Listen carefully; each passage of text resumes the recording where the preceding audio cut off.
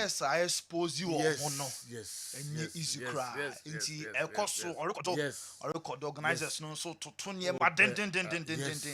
Omo juma. Inti de bia me fa hon ma hwe kakra. Yes, no bebrebe for a reason. Okay. Inti later on Mati and Kappa. Okay. Now, you could not do yadom so other sentences so a Bobby. Yanko Kote, Ochina, Yawada, Oko Unique Astrotef no soa, and at the 13th edition of the Kote Esmas Galano Air Chassis. Now, Ochina 3 games and a bus. So, first game no, a drasse and a bomb so, and you 4 p.m. A boss says, Kodia Chrome and you doom, Ebebo. Now, last match for China Nako 8 p.m. Jinya say, any a Pradi, and a airball, a Kote Unique Astrotef no so. We air the 13th edition. You call Amansia West and Amansia South and so on. A District Football Association, no, airball U15, a special tournaments now. Manso that on any venue, no, a Saturday, any Sunday, and apart, no, what you call Pimen, and Amansia West, and the South District Football Association U15 Galadon, and so a basso. Oko, a year at Trema Techiman Soa, Nana Techi Annual Galadon, so a chassis 26 now, Kwakowe on the 1st of January, a Achima Techiman School Park, Enye Isikra, and no a year tournament outdoor a basso. Now, for last one, a Swami, Esmas Galadon, a chassis Friday we are. Now, wouldn't say they won 2 games and an air basso 10 a.m. Swami. Omo any DB Nation ebebo Swami Eleni DB Nation ebo 10 4 p.m. Jendu any San Siro na Saturday and Clemon any Saturday special abo na sec any Kropo edi ataso Sunday bus stop any Sunday special embassy any Anomanje and so Bonti Swami Gala no so Friday we are and so Shasie or Honoma and yet Fedia growth. Way eso ni ejina. Now you might see for any I have 4 crap and near too far. Now her in summer air cross so uncle for a cruise. So young Shassian and free boxing bouts at Airbus on Saturday.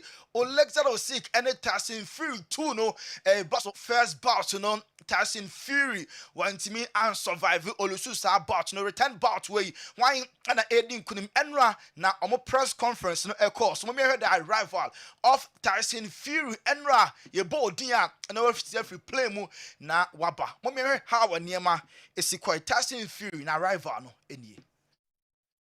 Champion known as the Gypsy King, Tyson Fury.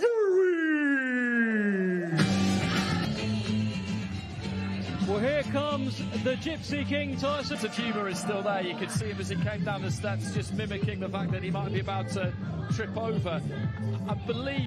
How does it feel to be back in Riyadh? The only show in town, the Gypsy King. You know. How different is it this time? Pretty much the same. Biggest event of my life. So yeah, pretty much the same. One biggest event to the next biggest event. Looking forward to putting on the show, as always. You look very lean. How much of your weight today is your beard? Yeah, a lot of me weight's my beard. It's giving me strength like Samson. There you go. What can we expect different in round number 13?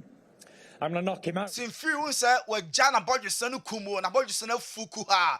Or send the beer no, a man who wouldn't say Samson said not Samson or Bible true, you know, a man a lot of strength, you know, or quick and some see the Lala Dada no ma some buy and the way the Tyson Fury na Bodjusenu and an ahorn they know a shanty Saturday come walk me or no and about no Odin Kunim or legs that was sick and so a buyer. Or no so na rival na the outfit na a fenina no or count some kakra. Alexander Usyk. Well, here comes the enigmatic, charismatic, super talented Alexander Usyk. He was on. Please, can we explain? This is just absolutely fantastic. Можеш пояснити? Абсолютно фантастичний вигляд. I do like. It's my designer, Gasanova from Ukraine. I too like. Well, thank you, Elvira. Elvira, does it come in extra small? I'm just saying. So, look at this. All waiting for you. Big show. You feel? Yeah, I'm very feel. Hello, Riyadh. I'm happy to be here again, Mr. Turki. Thank you so much. That was sick, and yatin in country at Saudi Arabia, but no happen PM where Tyson Fury and Ulega was sick, where two first bouts no was sick, Edding Kunim Wine and a Saturday or Sanso Edding Kunim or Rebouts Basono, Yanko Soccer, Ali said Ghana Black Stars defender or prior a cruciate ligaments. Now, when you say Monday no, na ne surgery team a course make us a play no Eguswa or recover. And Monday ni Paris and Ali Seydu on his hospital bed as a picture with Chaya or they do be as a for supporter. Yeah, they are town and so a chintian wish Ali Seydu a speedy recovery. Yanko Bamini Kaswe, German international Jamal Musiala or saying growing upset at Ghana ha. First, no, ya team sa na ya church players din e agree entirely na chin also no growing up e din ba kwa na de biobo a opese gu ni Jesse achipa Leo Messi na uyi Messi free who players no dom mu ba ko Neymar da Silva Jr but ni favorite Leo Messi and ni hero we and some Jamal Musiala edi etujwa Di Maria Argentina ni na obo ema Benfica or say leveler Messi no undoubtedly Messi the greatest of all time. Pempenso Messi akwakodru no obia ni ho a obetimi atwam Messi level no enti Messi obeka ne preko pese or the greatest of all time obia ka bia no ehye no ase obia ni ho a obetimi abe overtake Messi abeye the greatest of all time. Na Di Maria ho onim say ono wan wafa double awards November way of best player our Portuguese league nim and oto aso for best striker because in the month of November na ne form no enso e was so ye papa yanko Brazil Flamengo the offer ba Tottenham Hotspur so ye on be Richarlison de Andrade says 27 years na Spurs Bobo Kodon onye bi emmo na so far Spurs demanded 35 million pounds say Flamengo ni abre na omo de Richarlison ekofia omo entua some amount na ebo no was pa the man Flamengo omo enso bageni said the bear omo betimi the player no enso etimi akọ na Lamine Yamal wo pra yes pertinent say by 3 to 1 month there obetina fie na so Barca GD Pass Super Cup January 8 game omo ene beba ebebo no ebedu ho no na Lamine Yamal waya available ono so ebetimi abo the ama Barcelona Saudi Arabia class net say Marcus Rashford up for sale. Obianu say United team no omo sheda encounter on Rashford na enram popularly din commercial the next chapter the next step no we ready say obeko na player no Man United for Ayrton Saudi Arabian clubs ni nya sa info na pe omo ede omo hajima omo enya Rashford omo enso epe Kudus Muhammad yes West Ham for no are ready say January omo enya club or this sika kese pa ebeba omo enya something around 85 and 86 million pounds ekona mid of the season no omon ebeton Kudus Muhammad ama West Ham club no ono enso etimi afri mu akọ enanyemre na Intercontinental Cup game so Remedies and Pachuca and CONCACAF our champions and UEFA champions ne omon enso Mbappe yabaka say oya fit wa catch Madrid in penny for say obetimi abo enti ene match no Kylian Mbappe or started at the Real Madrid last game against Rayo no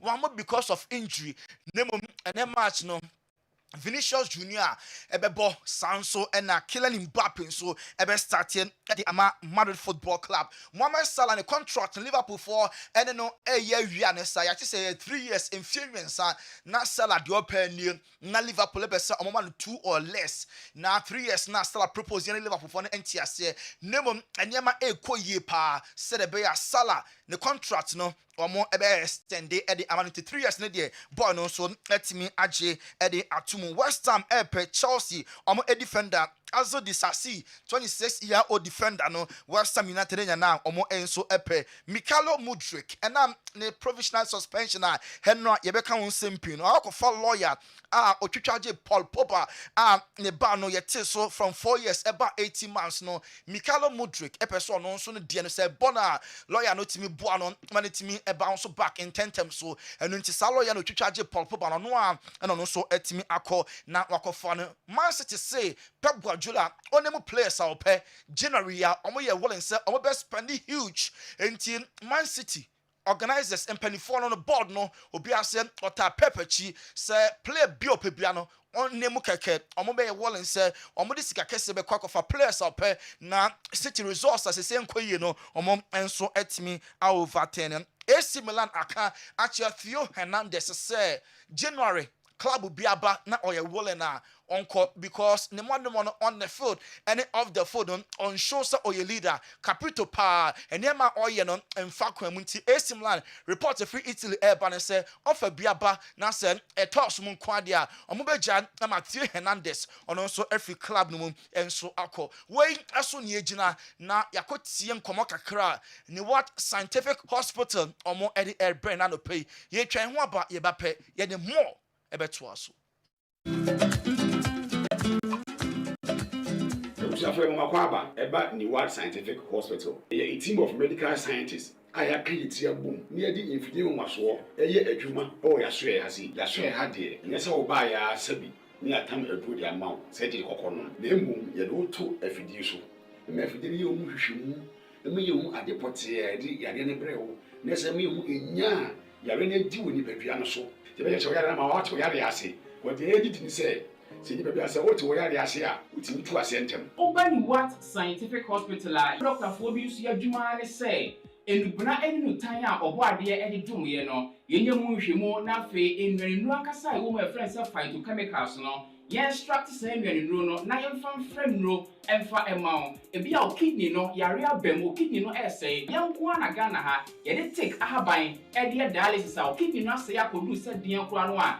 Nyarishemu na nyedi dina for ni chirem ewo ni what scientific hospital bofra ban eboye ama wa diabetes ye de bofra ban ene nyama bi efra e de mawa ebebo ma diabetes na o sugar e cost pay no eno so aboa ama etinya bafum ebi na wo hwe misisi e na o problem pa e yo mema sem baba bi wono mu a onya tenkan kora so mo ba beda obo so otimi nya hode ne pagya no no oba ehyemu a ehyemu ana adwo eno obo so atese ne bema no ensore kora ebi na e no bi oda so a wonom wo yoba na utie me na se e ya wo no problem ebi na e fibro na kosi a wo no kwan ana wakwa ya sabia doctor si ensu abetata onkosuemu ovarian cyst ana se fallopian tube no e na block here obebu okura wo sebuo ensisi so ni nyina timi sinyi se ho kwan bema bi na ho nsuo e na wo form nkwabon e wo form low sperm count na obu okura beba bebe ne ho nsuo mo no na emwa no be friend say spermatozoa no ba kokura we nyina e ha esi awo ho kwan a obeni what scientific hospital a enfidie de ehwe wo beda di amye wo se problem bi wo no mo a ne atimi ehu aduro na afi aduane e be kyerɛ ho adi pressure nti amo akoma bo periperi asem kura si ofie ntimi mo amane obi nso hwe me na ne die stroke akawa tompam ye kwa wo ye ba wo so ntimi okasa na pampan boni die kyerɛ frɛ no halitosis yade ba ko a ya no wanyi obi opewase obetimi akade a kyerɛ wo a ade bedi unya okasa bia na obi atwene hwene okoda na nyimre oda odwonso antentem ye papa mo mpanifo no e free 40 50 60 years ekwa ni mo no o prostate na ekese prostate enlargement e ba sa oda odwonso antentem odwonso bebransa na ade ache e mane nka achi eme nkofa catheter ahoma nkoto ba memo abusuafo bi ebere ni nti manya adagye amo ya de di a nyadidie sani what scientific hospital Ghana ha de o pa ya sabe ya dia ba frim die fidie ede twe enubena ena fa hode ni fra haban mu ede saw ya de ma wo a na eyeni what scientific hospital yi wo Kumase Atonsu Monaco Junction ya Dansura Bank no ene die ni mhwe enkran so ye wo ma 7 ye ben Janet Corner dan no 0244 08 7687.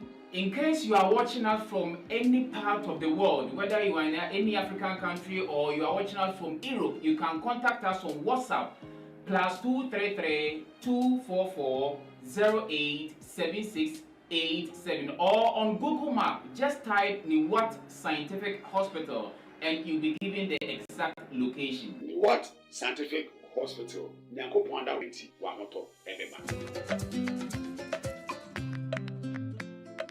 Yes, I'm so MT4 any I have 4 kwa baby. Mini what scientific hospital honey a call ye Kosone Fernandez Nefes Kakitu be call na Ekoje Wayaresa.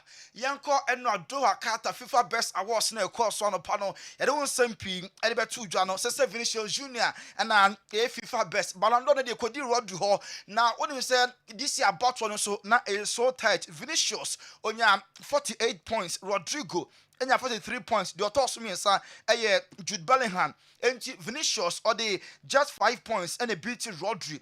11 points and a separate Vinicius and Jude Bellingham a separate Omo. Now, some of the key personalities are Omo Etuaba, Mohamed Salah, Egypt, Omo a captain, FIFA best no, Otoye, the number 1 Emma Vinicius Jr. and your non Kwan and a capita or the Vinicius Eto number 1 Van Dijk, Liverpool, also a captain, Oko Netherlands, Saunona Humana Chichino, Van Dijk Etoye, Emma Vini Jr., James Rodriguez, Colombia captain Etoy, the number 1 for Vinny Jr., Alfonso Davis, Canada, and a Bayern Munich, also to Abano, Emma Vinicius Jr. Name Oko Nigeria, Austin Guavon, Nigeria Super Eagles, interim coach, the number 1, Otoye, Edima Messi, Nanko Foster, hey, Nigeria coach, we power Semapa, then or where ya, what to Abano.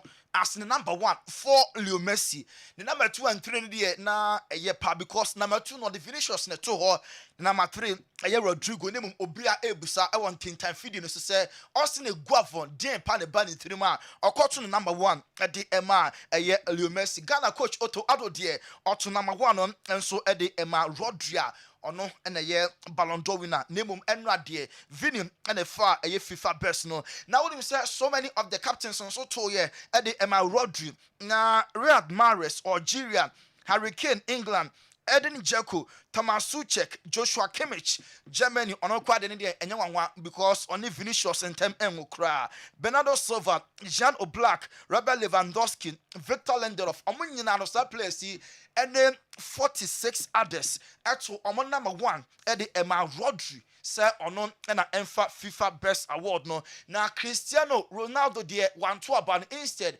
About one on Portugal, Bernardo Silva, and a Jinemu Emma Ronaldo or 2 Abana. The first non or call ye Eddie Emma Rodri, number 2 Vinicius, and 3 Ellen Haaland, Messi Toye, number 1 Lamine Yamal, 2 Mbappe, and Vinicius, Didier Deschamps, so 4 Bonnie 3 so France national team coach no or no, while including Mbappe, the number 1 no. Didier Deschamps 1-2 abano amfa ama Mbappe ne nkofo say hey we dey chere say amumie no problems or penalty and the last 2 games for France no Deschamps 1-2 sa amfa for Kylian Mbappe Neymar Silva Jr. Bob Vini Abaso or say much deserved. Very happy for you. Keep flying. We name a messenger or the Ama Vinicius Jr. Karim Benzema and so call IG na very short the caption no number 1. Not just a no Vinicius number 1. Louis Nazaro Delema, Ronaldo now of free Brazil no obetimin akasa original Ronaldo. The message no very, very deep or saying they tried to erase you, my friend, and you dance on them. The best player in the world is black and Brazilian. We Louis Nazaro Delema, Ronaldo Muchumudu. Ronaldinho Bora and so called IG or say congrats Vinicius. You have been a reference for Brazilians for 2 years and you really deserve this. Keep smiling and keep making thousands of young people still believe in their dream. And on Ronaldinho messenger already for IG son Eddie Emma Vinicius Jr. Now we are Chelsea kakra. Chelsea Thiago Silva and na Okobam or the former team Chelsea a training session or no players ni pinakwa koye ahoho na so free ones now on boy no o timi ha gi omo e we show the very best of luck. Alan Shearer ya de bi nkofo kan wasempa he bi sa no say Prime Eden Hazard and Bukayo Saka why na the best. Alan Shearer former player Emma Newcastle England say or call for Bukayo Saka. So all the Hazard ejina ho na all the Saka jina ho straight away. Saka na the best. Infantino FIFA president was says Sudria say World Cup sakosu nyina the best one host super no the last World Cup course so Qatar. Qatar World Cup Argentina kwaji no the best World Cup and so to me about Ewiase. Now, when you said World Cup ne basu in Saudi Arabia 2034 no. Omo makwan amubiara entonsa ewase Saudi Arabia se kata no omo timi manage kakra ma baby bie ho bia omo gumra ni mu na otimi alcohol na mum Saudi Arabia 2034 omo se no way omo nko amra ni mu da se obeba stadium na benya alcohol anom de ebi enso entimi ensi award no adaroma ko focus nsem no ye fancy Okay. Tony Montana. Ya di besi ha. Abono ndo pa honsima edu enwotwe Kessben television. Ana when igusu awohwe Kessben 93.3 Kumasi, Kessben 92.9 Accra. Me kolma kofa Dawood Heba nkra to kakra bi aba na ya beto aso abam. Yenche. Enuanom ne adofo, ye frɛ me Dr. Dawood. Me na me Dawood Heba Hospital ano. Na enam me so ena ne Dawood ointment. Dawood 360 capsules wodwa manso a ene obi adi hu adanse. Na duwei edutwem. Dawood ointment. Dawood ointment or se fetwi na ebeko. Ofa Dawood 360 capsules or cc na ade wom. Na dro mienu wei adwuma bom. Obi a osisi ye o yapa. De obeye ne se, o de Dawood ointment no etwitwe osisi na anopa ene anwumre a. Nansa bia no na odi bia bo asawa, obetimi de atua. Udware wi a fa Dawood ointment. O de te ne fa sra. Ta bre kro na no na wonom Dawood 360 capsules no anopa ene anwumre. Na danse ye na ba amane o de enko na enko ti adanse ni bi. Dawood ointment. Edrowe me straighten and welding. The toda me pon adwuma na me honam nyina me ye me ho bibi enye. Ba se minya sa Dawood ointment we na me twitwi a na no paso minya Dawood 360 na me no mo a ese kwa re me ye adwuma kra se kane no. Te drowe de edi masema ma no be di so asema ma. Ye electrician na ye adwuma ekofia ye ntimi na Dawood ointment. So ye adwuma na obra okodru fia fa twitwi ade be che no na ho aye den Dawood ointment fa twi keke na ebeko. Dura me yusu mama hode pa ma metumi gba adwuma bibi e kama e ma me ye. Dawood 360 capsules and a Dawood ointment. O memre we no na do we no so twitwi wa aposo e be ma ya oni nyina afiri o ma de che otumi be gba adwuma. Dawood ointment fa twi na ebeko. Da bia amafo company da wo ka mu sa spreader. Me secret na nu ani ebudo na ani Dawood ointment ene papa me sole anopa me ditwitwi me sisi achi me babia he me ntebre secret ni nie ti so person te sem ya we use Dawood ointment. That's the secret of my taxi driving. Me a transmission gearbox specialist ejuma me ye enkare na me pega ade a na me nsakura ntimi pega and I say me ma ade so na lock me sisi say fi say me share Dawood 360 capsules and the Dawood ointment aboa me bebre the dry you na so amente ya mente bla bia obia mo modern so betimi ape Dawood ointment and the Dawood 360 capsules enya bi ato Odofo se watibi adro ya me ka ho asem no eno ho adanse ene wono madi no ko pharmacy e ben wo herbal shop e ben wo ne koto Dawood ointment Dawood 360 capsules na se de enkrofo di ho adanse no wo so be di ho adanse wo pese wo frɛ ya eno na wo screen ase no 0244 886437 na 020 168 1717 baby a yeton aduro wo man Ghana mu bia no o de wura house open Dawood ointment and Dawood 360 capsules. Mema ahwefo akwa ba Amuzu Herbal Clinic na mikisem Amuzu garlic bitters. Amuzu garlic bitters we ye the garlic aye di plus enubra nuntini eni ahaban mako 14 ya kan fadi aye eti dro na hu odin wo soro pa mo amun de garlic ye ye dia afraid ru we die os de bia ni pressure wo soro the hypertension onum Amuzu garlic bitters is going to regulate the pressure die ni die high sugar level and I said die time bia abo se oda obeju so ebri anajo kakra wo ne numu ay dry kakra na su kom de wo sa how na je wo hia Amuzu garlic bitters untini mu asisi moja no etimi ni akona beye wo mu entiama tam bia won sei na 83 edru American farmer no Amuzu garlic bitters obi se doctor me brepa ansamade na ho ede mame Dr. Amuzu my na djuma dini nyine wie unya bogali se ba ko se gomu a obeda na ho uwo weak immune system obehia immune booster garlic pekesefra se ne ma we e boost immune system pa na nu anga ti nya fight nyarewa uwo this year be a stroke aka na to form to miensama no odanti aka na wabre ne home wɔ soro paa na kuma ebo se kim he oda fifire beti ne paa na fifire ti no de ohia ya amuzu garlic bitters de ne to ase twetwe ne paa yie de kan sciatic pains no ase sciatic no ne to ase twetwe no paa ababa na nanti nyina wonya amuzu garlic bitters no wie woye gya ho aduma itama mo di ho mo gya wie na awie ama body de bie na 83 what is radia na anase wo high cholesterol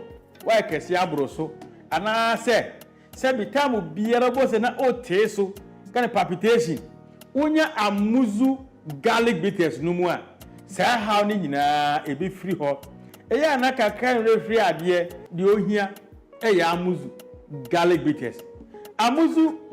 bitters it detoxify the body efi boni enya free de pedua no mu esensu bua mamoja no die fusani yie pa. It also controls urine flow. The odun so basa odun so be hia amuzu garlic bitters edro way e dia pretty pharmacy herbal shop biara mu open raise mi se bia fanama na otibisu na frɛ for further and better direction. Amuzu herbal clinic ana mauji hio chalo me da hwefo ne tefo asida se ne e be sensia.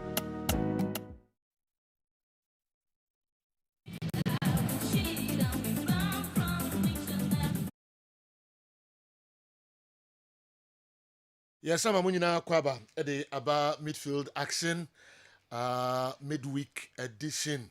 Yeah, but in Kobokakra, Nafi, the local stories no atwaso amamo.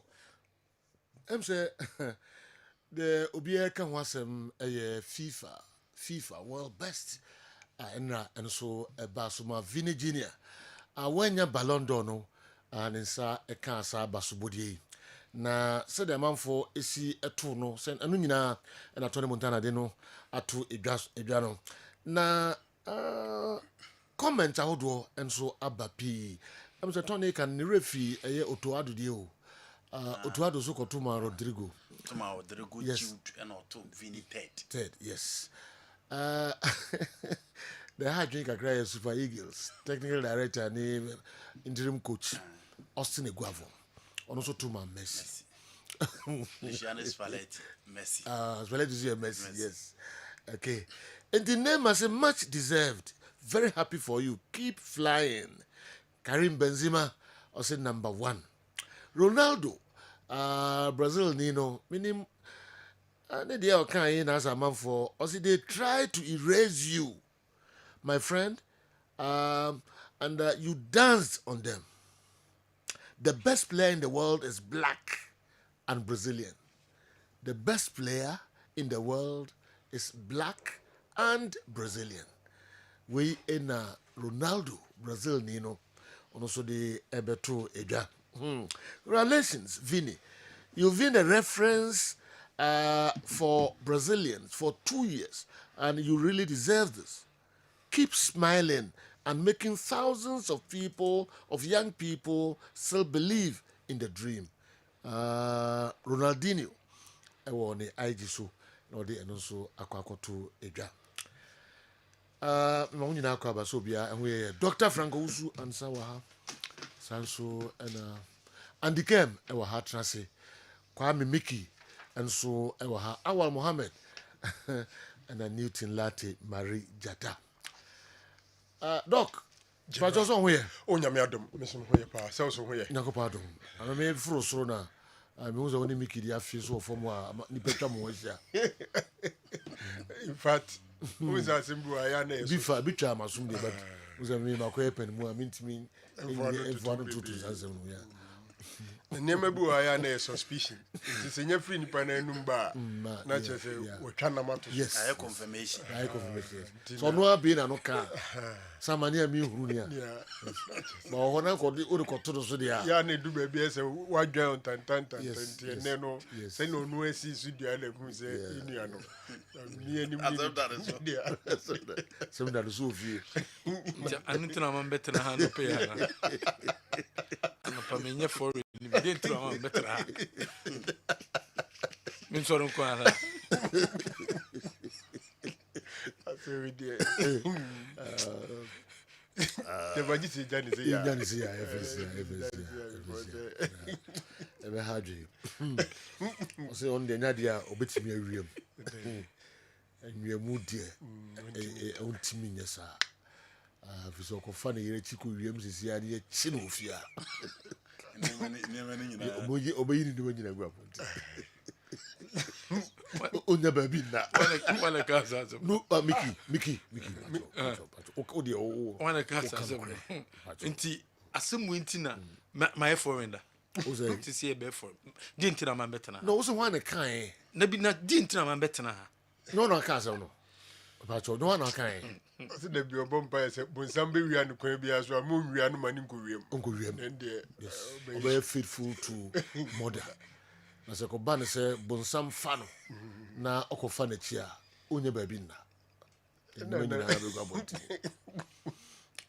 right. So I think I already go Obana's son in ever. It's Okofa by Chinas Chua. Seko Obana's son in Moko. And I on the CBE on one son in Moko, Nafi, Simply, Nafi, Bushan for Birmingham, can't be a Nanki, a Bisana, Oboa Koma, there was Yan soon, and the Oboa Koma in your mood, the Senkaneshi.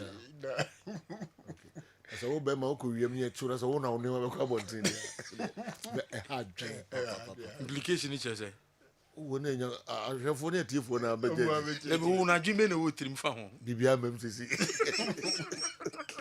But to see, I'm telling you, some internutina mamba. See, I'm telling you, and again, young cock, it's a rabbit to us. Oh, transit. Transit, come and over from Bium. No, that's a bed 2 minutes.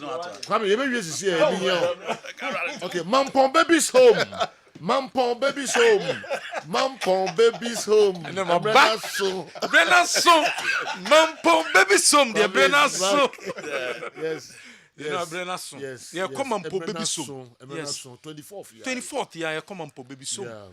Nti why what Jane say giving dear yebi ucha dia unya so mfaso ti say the Bible akano ucha ya mfaso ne ba instantly enye say mfaso na eba na beba sikemu nemu bambum nyama bebre anaje no ameboa no crepa that's it be our experiences are deep no na onya doye yes nya doye na doye no so nyese obia keke dabi eko nyanka ho eko mobro wafo ho eko akunafo ho eno de ana nyankopon onye 10 now who experiences are the way be that general yeah you see sometimes a you free aside be more than one with us a you free aside be more than one with us it's a be quite at the mouth into washa assume be a we as be a giving edi tin say blessed is the hand that giveth and the one that takes it in shano or mamusin or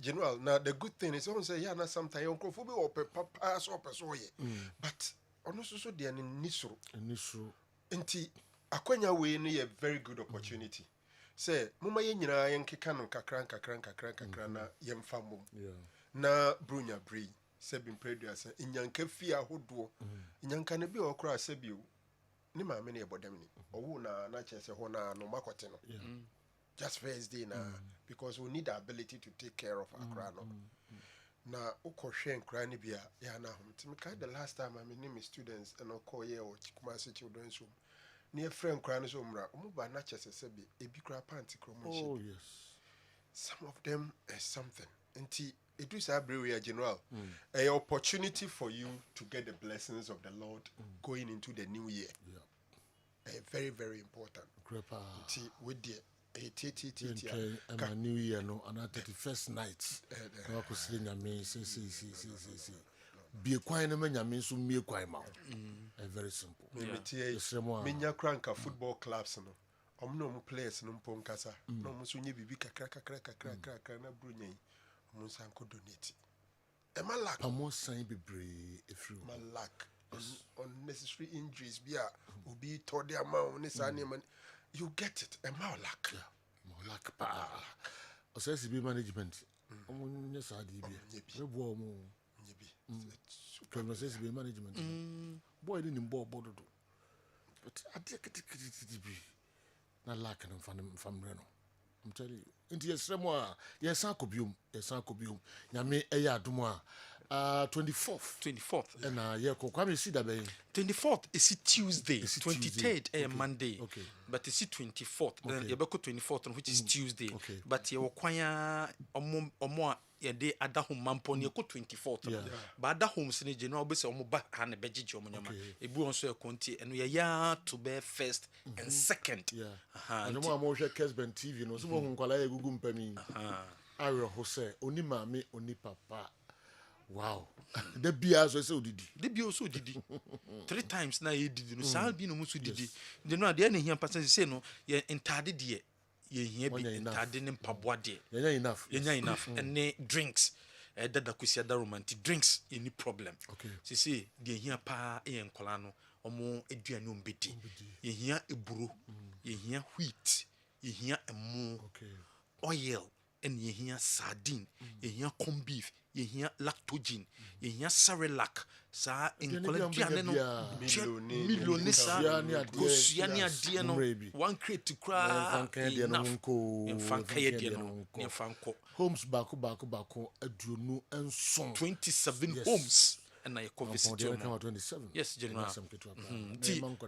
NDTB yeah nti anu ne se de city nti wo de other bar ye be chudi wo betimi de abas da house wo de bar ye be geni ada wase wo ba memfo soro enra papaphobia ba ha no pese no wo kan he no etache o makoma pa nti no minim se third floor ena geni o ma bra no mafro abasoro aha first floor wa ground floor wa odu wa o moto o mbege no ma chudi na onyama de ban no so ya chiro de ato ho na momobu ho je no otie wo abruchi because of wo YouTube wo Facebook ne no wo de no 1 cd 2 cd scra o send the bar e de kambom ne de tonye ma ne bi ne de aka ho ne de akwa nkora no o baby bi o mu bia se wonso wo nyama ne bi na pese e be fa ye ba be fa bibia wo bia ne ba be fa na ye de akọ abna fosu abeba o de kan be ba kan na wo se ne dia no de beba enya ne dia e foundation ka wo de beba na abegi nyema no na e de be kan ho ne de kọ na se o de no be ni sika nso so momo no e ye 0245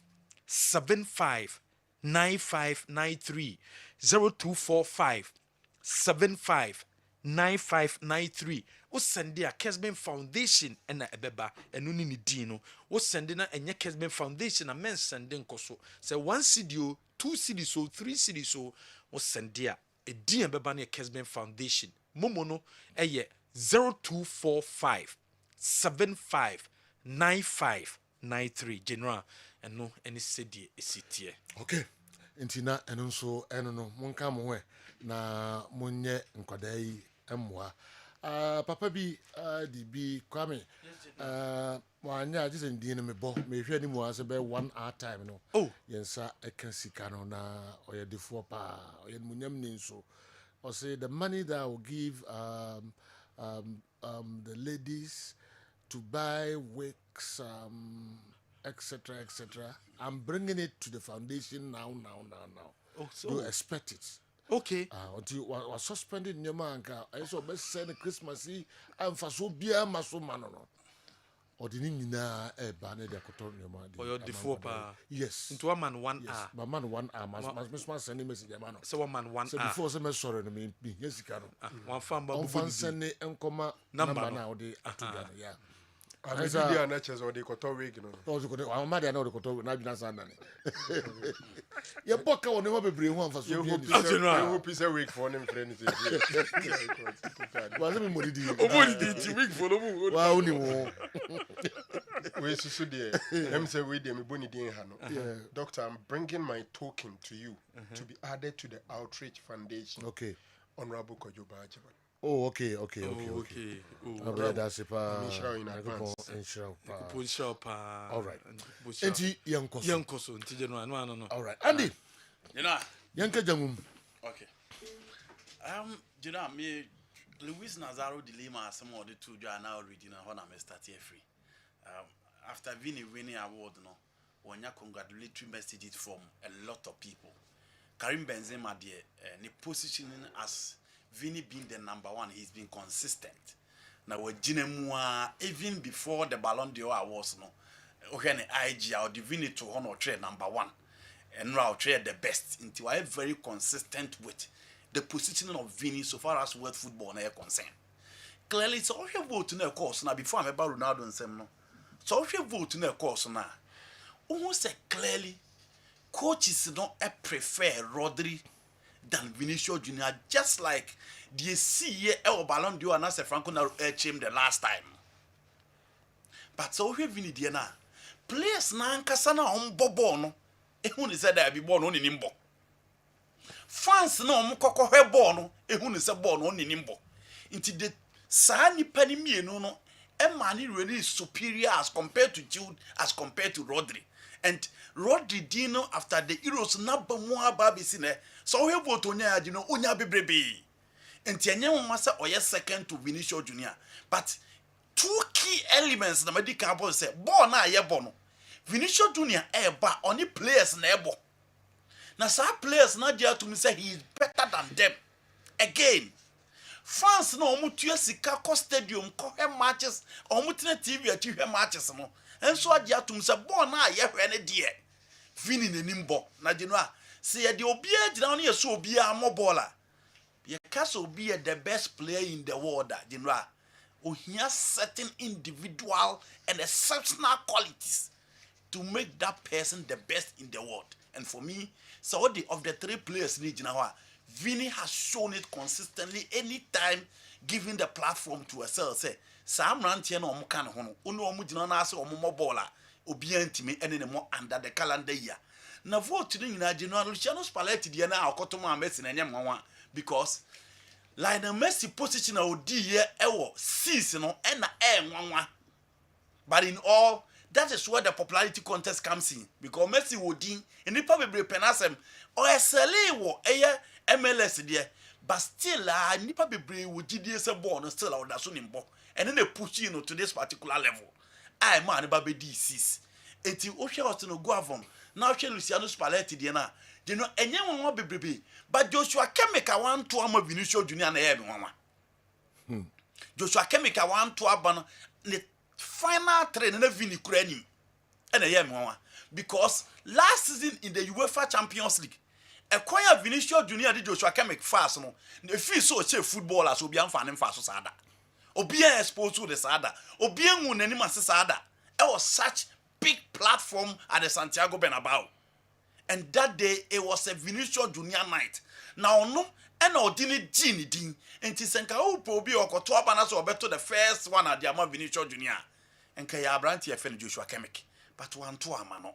And only tell captains know how they feel that the game no goes beyond just skills, interpretation, and improvisation. But attitude, and here kind of Ballon d'Or now. So you the captains now where coaches now. Who says still one or two. Until most of them chose Rodri and the Jude Bellingham over Vinicius Jr. Now to Ronaldo and Semna Okano. Or say the best player in the world is black and a Brazilian. Say Joe, and Vinicius Jr. ne ubi oye tuntuma wadi FIFA best in kwa. Ebi obi beka say, oh check Brazilians no ye black that is how unchichimu. So far Luis Ronaldo awoka say ya. Or did the FIFA best in 1996, 1997, and Obeji 2002. Wajemi answer. Ofa Romario de Faria Souza Oji 1994. Ronaldo a black? Or a black. So black. Yes, or a black. Okay. But black is still in Chichemusa. But Ronaldo a black. Oko Brazil a black. Okay. Ronaldo a white. Ofa Ronaldinho also a black on your white. Okay. But Kaka a white. So Ofa Kaka upon all their players no J best no. Romario a black. Ronaldo a black. Ronaldinho a black. But Kaka a black. Okay. So compare one. Okay. But Vini black now is different from Omunina. Now Vini black now Ronaldo this you know behind the traces. Number one. So Spanish La Liga anymore. Vinicius Jr. the only person I was sorry I say upon blacks or my ball. I was Spanish La Liga anymore nyina no. Although they are sorry no wako at the tier racism I was Spanish La Liga anymore. Now I hear to the level that Valencia supporters me no omo edi sa monkey chance ni di nachi. Ewo Mastera Stadium, you the sound of one to prison. You had an incident no, with Ricardo de Burgos, the referee at that particular time. Atletico Madrid fans this season, how many Real Madrid bebo was Civitas? Fans they children almost Vini die on the field of play no more yeah. Enti oye one person was sorry at tiasa or fighting racism. Ebi mu woni say ntoko hunu no oko. Ebi mu woni say big players and timi anko sa ntokwa no Spain. Nti no no ni player e also oba be ko sa ntokwa no. Nti nka on concentrate on the field of play. Ebi mu so woni say the attitude on the field of play no. Eye tuntumfo na yesa. Nti it has it connections. A obi ade tag no. Eni na koko duru bo nipa bebrebe adwen o mo say Ballon d'Or ne kwa ne attitude. Ene ne color ene ma olusu Ballon d'Or no. Inti a shade Luis Ronaldo to the ama Ballon d'Or organizes the Spanish La Liga and world football as a whole. Say abrantie na wiase na onim bono oyeni patuntum. And you know yenim blacks how blessed enyankopon e de ashiraye in terms of so we check the sporting activities are. We check boxing, basketball, football. Ubon say blacks ne die animu na obi aye sanction. Inti a share that Luis Ronaldo throw the amount the organizers of Ballon d'Or and the Spanish La Liga as that. Do you know? England Zubia or Brazil. So because I am black. Now also a Brazilian. No. It's blacks and whites now a war Brazil. And what's an American? Do you know? No, because almost situation now almost I said that Brazil who racism racism. It is the reason why I have not seen a black person coaching the Brazilian national team. Me who say the person to coach Brazilian national team that. Into a ho na bi ho. Into they could any muse or a black. And I'm saying a shade that all through the ama Europeans. And I'm so through my a bit money crum. No, you know. But so only when you was a big no, general. Only how much I said that. Daddy. Because Omunina Brazilians now so can say Ballon d'Or no lusu ye no.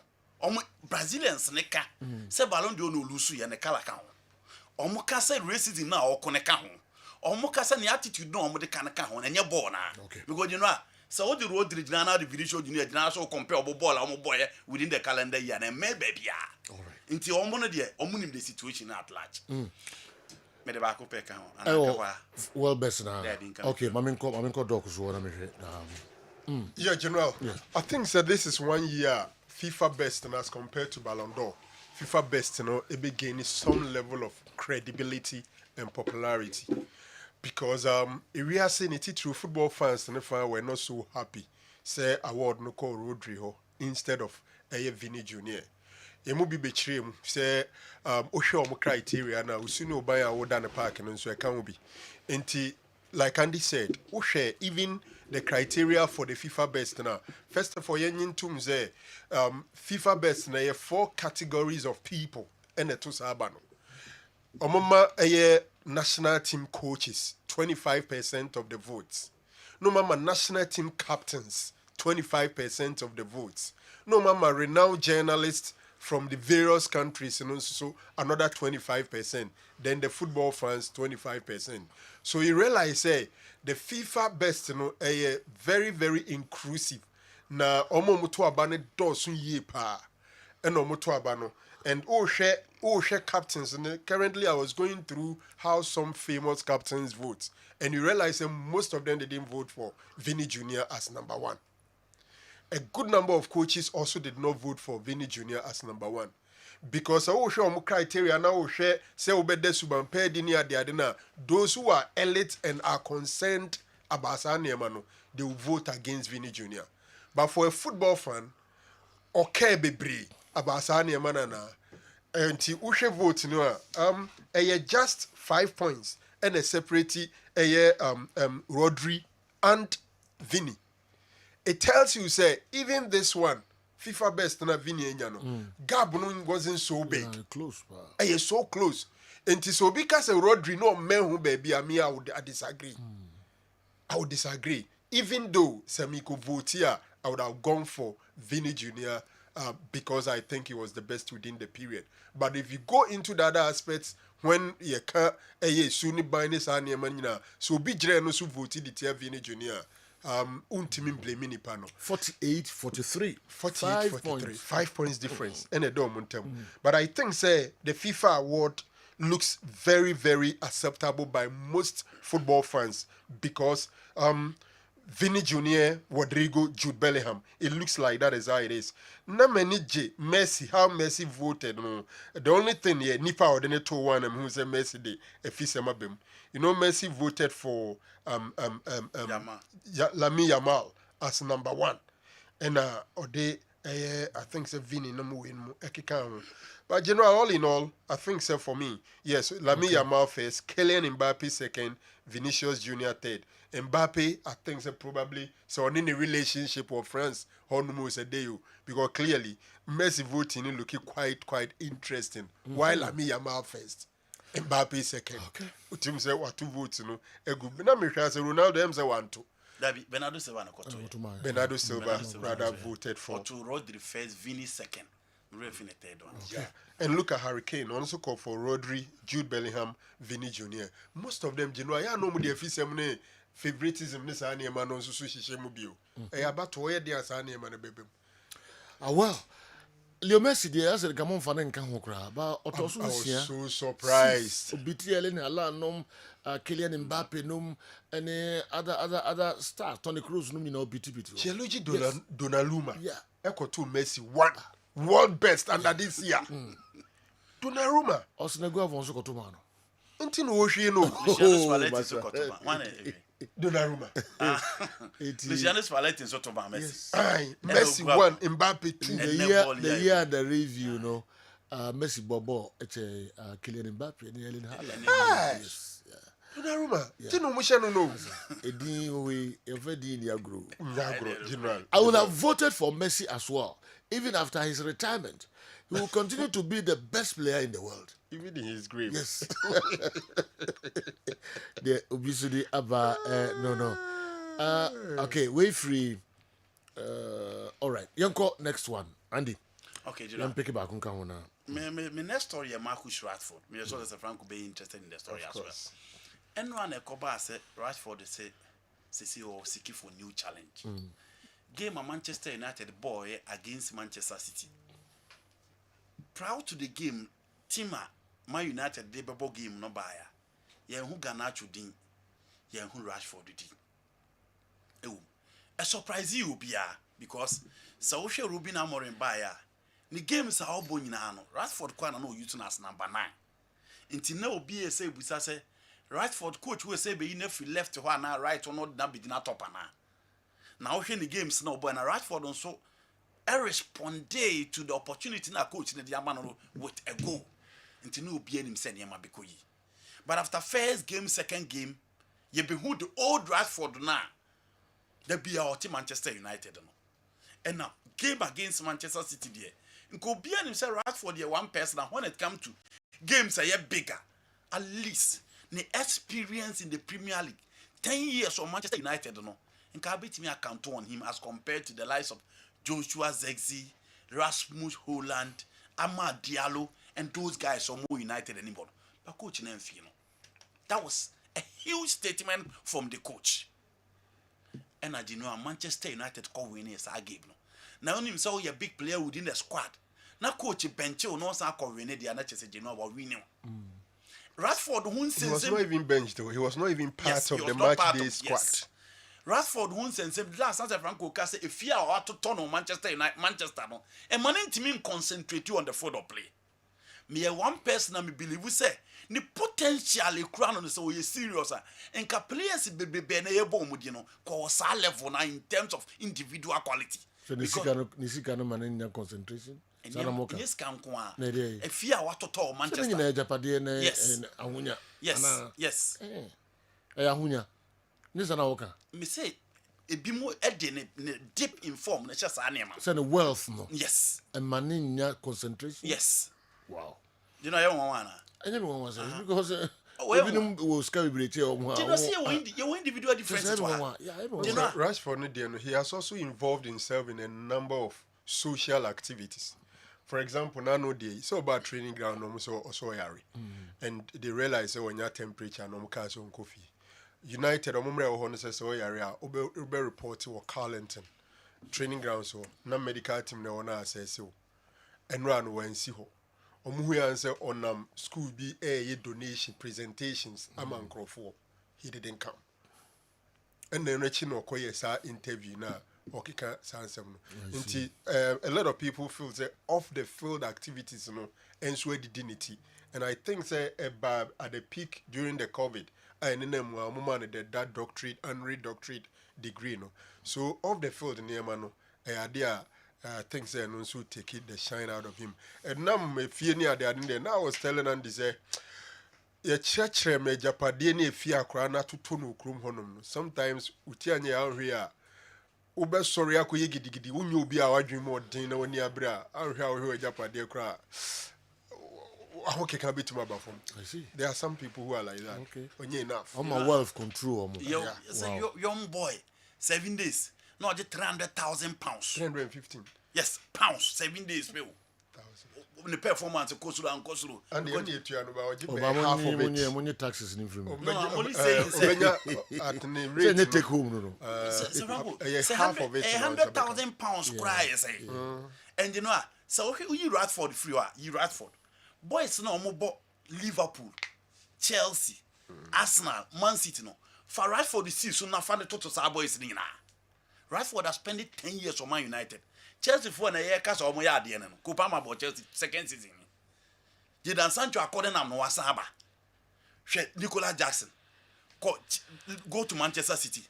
Hwe Savino, hwe Doku, hwe Grealish. Time Radford the season na Grealish obi amoni di say 500,000 pound meto no.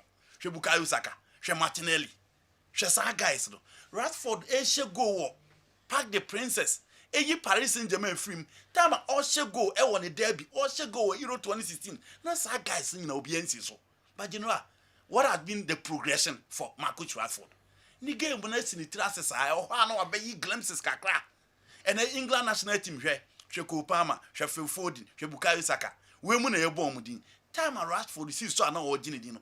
All these guys are feeling no mobile. Right. But you know, on team deliver.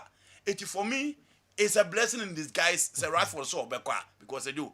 Radford don't turn a bit me 40, 45, 50 B. O de ka crash us na kofa Rafael or obema results. I think say the days of Manchester United and numbered. And coach in say why na come teach na all creative within the team because onya na squad no. Hwe na midfield nko a obo Casemiro no obo Kobe Manu. No about Mason Mount, no about Bruno Fernandes, no about Manuel Ugarte. What changes are on team sticking to 2-3 players on my constant on the midfield. Into Ogusu a year experiment. It is Genoa. So one give you best. Manchester United is a big club. Even with Eric Ten Hag getting 2 trophies in 2 seasons, he has been fired. And this is a young coach. And also on to live up to the hype, no better results, the Mama United. And it's that kind of a sluggish performance now Marcus Rashford did, but he will not entertain that. And for me, I don't think such a Radford will free United in the year. It will be a big blow. Uncle, not you know, Uncle player are serious. No, man, I can't from home. But as a submission, one Rafael, na ina ba fompa 40 million. Na de ka credit so for Rafael. Oh, they may say. Also, turn 40 million. Na pe ka credit so for Rafael. Oh, you know, I'm rating Leo 80, 75 for what I'm rating. Oh, sir. This is me rating 100 plus. Oh, within the transfer market, you're rating 100. I mean, challenging. Okay. Me, I'm not going with the usual values of my players now. I'm deserve no. Men cause every day anyway 120. So every na make dia. Who's obey 100 plus? That's the open no. Okay. System. The recent system there. He'll be around 120 to 150. Yeah. And if you're going by that too, Rashford will not be around 40. 40. Rashford will go about 60, 65. PSG is interested. But okay. I don't know. So I don't know about Diako this year. Diakoji League Ano. All right. New Chief. Yara match day 13. I BTSC match day 14. GPL. Okay. But so far 5 coaches in Echo. Any ya pam say ya pam say mutua. I don't know pam si mutua. Okay. But your crew man mutua nim. Okay. But 5 coaches I exit home job. Why? Pico Esco. Coach Asarbediako. Nuruddin Ahmed. Niboja Kapoor of Mediama. And your champion. 5 coaches. Okay. Look, these clubs in a show of intent. So on your you so PBBA this part of the season, Sabrika coach and say yes, mu, say you there whatever. 5 coaches and I said Joe. Okay. But say come more deeper into these stories. Mediama, for instance, our big say Mediama squad or what they call Africa last 2 seasons, you know. What they compare a few squad of war differences and say a few squad no more depth. I said what they call Africa. Okay. But Africa squad no had maturity and characters. Maturity and characters. Vital on Finfio, Manuel Mante on Finfio, Mobaba Musa the captain on Finfio. In the final third, so he Jonathan Sowa, Joshua Ajmanana is supporting, but Joshua Kran no for goes ma. Derek for drop the African standard, no ye or ya bufra. So everything fell on the shoulders of Jonathan Sowa. Over defense similarly. But so checking me the squad on more fears a Joe, or more therefore, or met me a lineups no 2 at the Borgana Premier League teams in the Bebre. Well, your number 1 will say you are best another squad, Mediama. But they are struggling. Almost 6 players. Galas 6. Omo anano omo call Togo Kobo friendly. Yes. I'm in Nigeria. Mediama was 6 of them 6 in the team. Now, Ubisa who say, Omo Ayasaki Umina, they are Mediama. Because yes, they are lying 6th position. But they have 21 points. On your 3 points and a separating Mediama and the top. Okay. 3 points and a separating Mediama and the top. Okay. 1 game.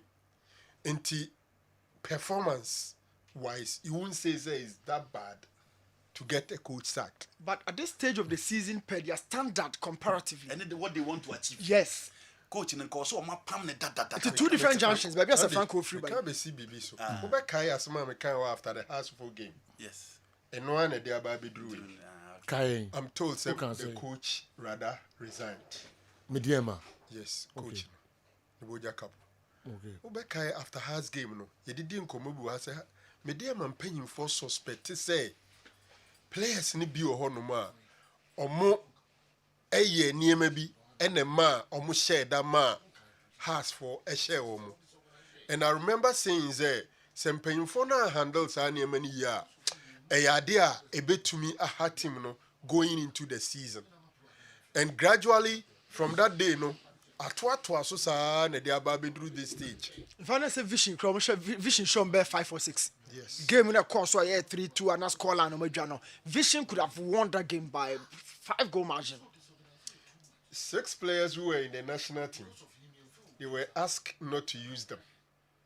Then eventually, let's leave it. It's a whole lot. Yes. For me, it's rather managerial issues. And the inconsistency about Mediama Campono.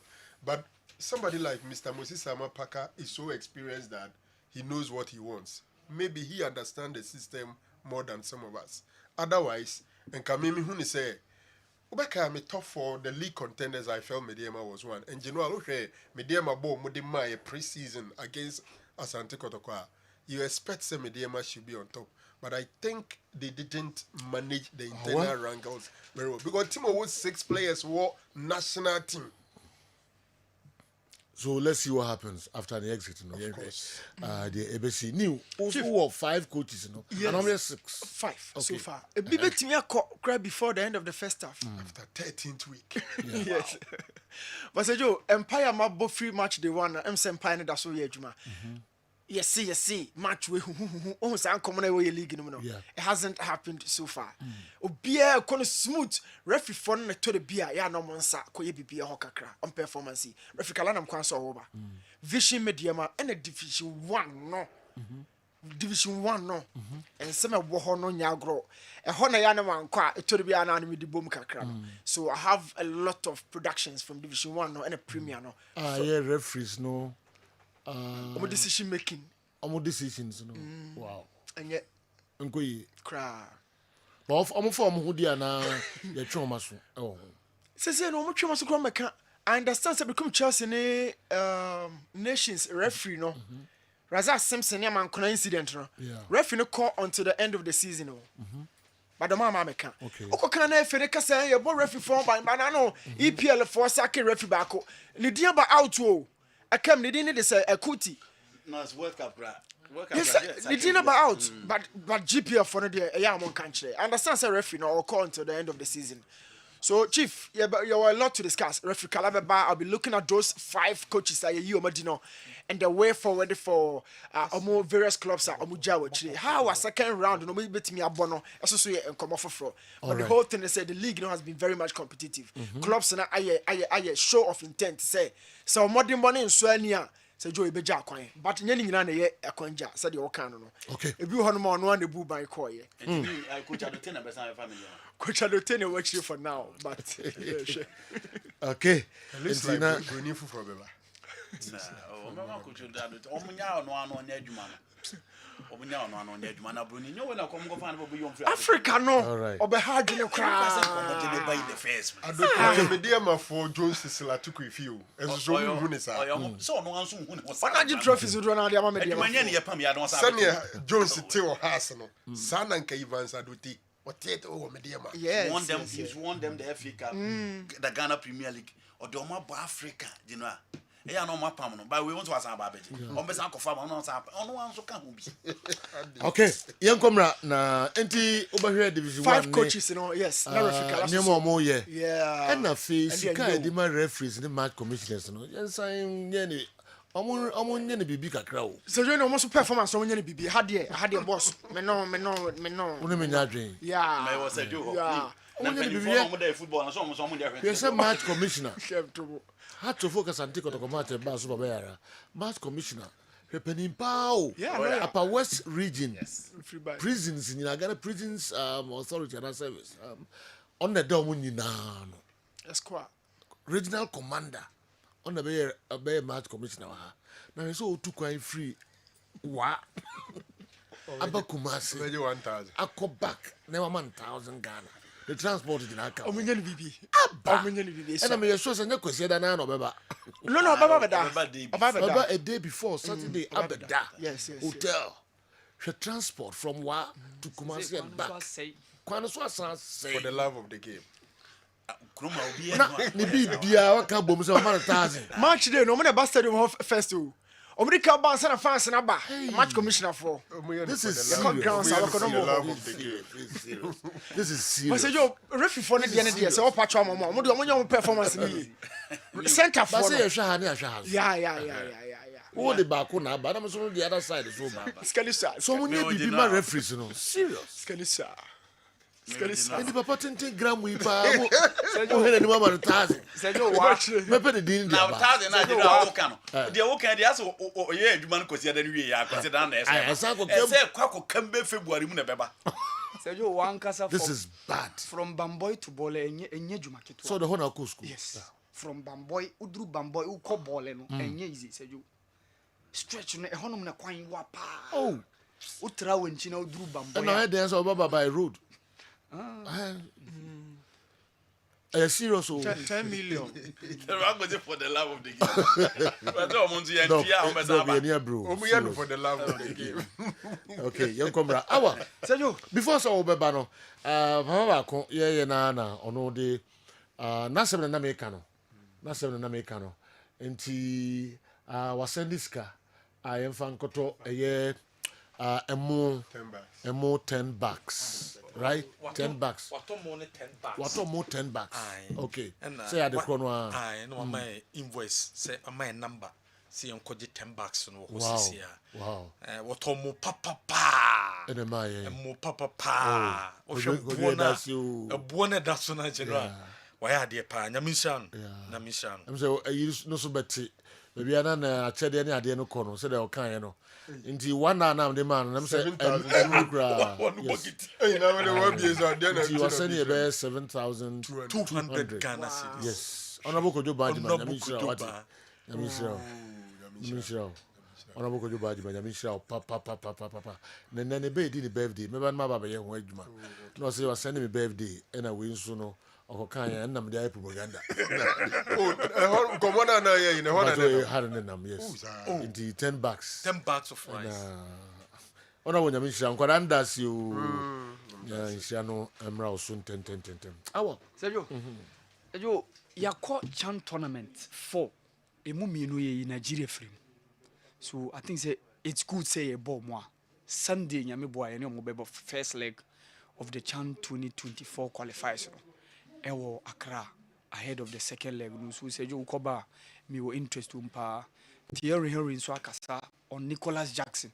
Say you I want to touch on that. And also Barcelona omo young generation of talent omo ba Africa no. Yeah. Now omo suffer one Malian boy and Ibrahim Diarra. So say you Okoba and of course AFCON under 20. Say you change venue for the tournament. Bianca tournament in Kosovo say you there has been a switch. Okay. So say you Okoba. You're sure now. Kessben television Kessben 93.3 Kessben 92.9 Accra. Na femu amohwe live on DSTV channel 364 Go TV channel 121. Yeah, twaso de amamo nkomotwetwe no bebre ho. Mo messages no enso pi abaye koba na yabehwe yi kakra de afri ho de amamo mo videos no enso ebi ewa ha yaba ni nyina no yebe ho adwuma nkra de amamo naro sorry Dr. Frank Owusu ansa naro na kamanum no do doctor na nyasem ketwa o general we de wa unu apanyi why yawadu JY hey former board member Asante Kotoko hey former acting yeah Uba Wesley College chitafo past students ni nyina na global president and we de nye enkomo edesa but e be ne den ne ho kanipa ne chocho mu chodafo okay JY enye easy watene ne antikra no pay me ne kasa mze Mr. Famia na akotra ne nchen mze ne body pa Mrs. Agnes Edu Datson say I head mistress or fear could be senior high. Oh, sir. Yeah. Yeah, Santua. She's done a lot. Yeah. And we do Adaruma. In paying for chess and our Chudano, Basso. Na appeared. Echina. No, ye did now. Now Chudani Echina. Oh. Well, yeah, kusa. Shedding why? Former board member. So the indigenous appeared behind Swatson Hotel. All right. Nti obenye shedding okay yebeba okay we ye kotoko ebusu ani west ko ebusu and I remember that so you need that kunsu de no need that kunsu de na Saturday yeah don't cry okay dakun and so amame all right Dr. Edmond Arthur memra na fi yentwetwe nkomo kakra BOG Balm of Gilead clinic penimpa doc ewo ha na yanko na yenhwe the doc de bre and anopay Dr. Arthur Sejo but also on here pastor nyame adom aso we slow ne ade oh me ni slow sa unye slow brain na my brain me bana enipa gu ho pa ntina wo se me febra mikina okay yeah time yeah because enipa ya ntine yaba enukre ko so gu wa se nyamre ma enukre pa de mo fa nche me pa so enyahwe I'm for ready etwen ahwefo na etifo okay yes nti da nyame asese wa ma yakonya kesi esejo me ejankaba benyamin nti menya ejankaba okay nti epese ye de anotum bi mampom baby swom na yekona na se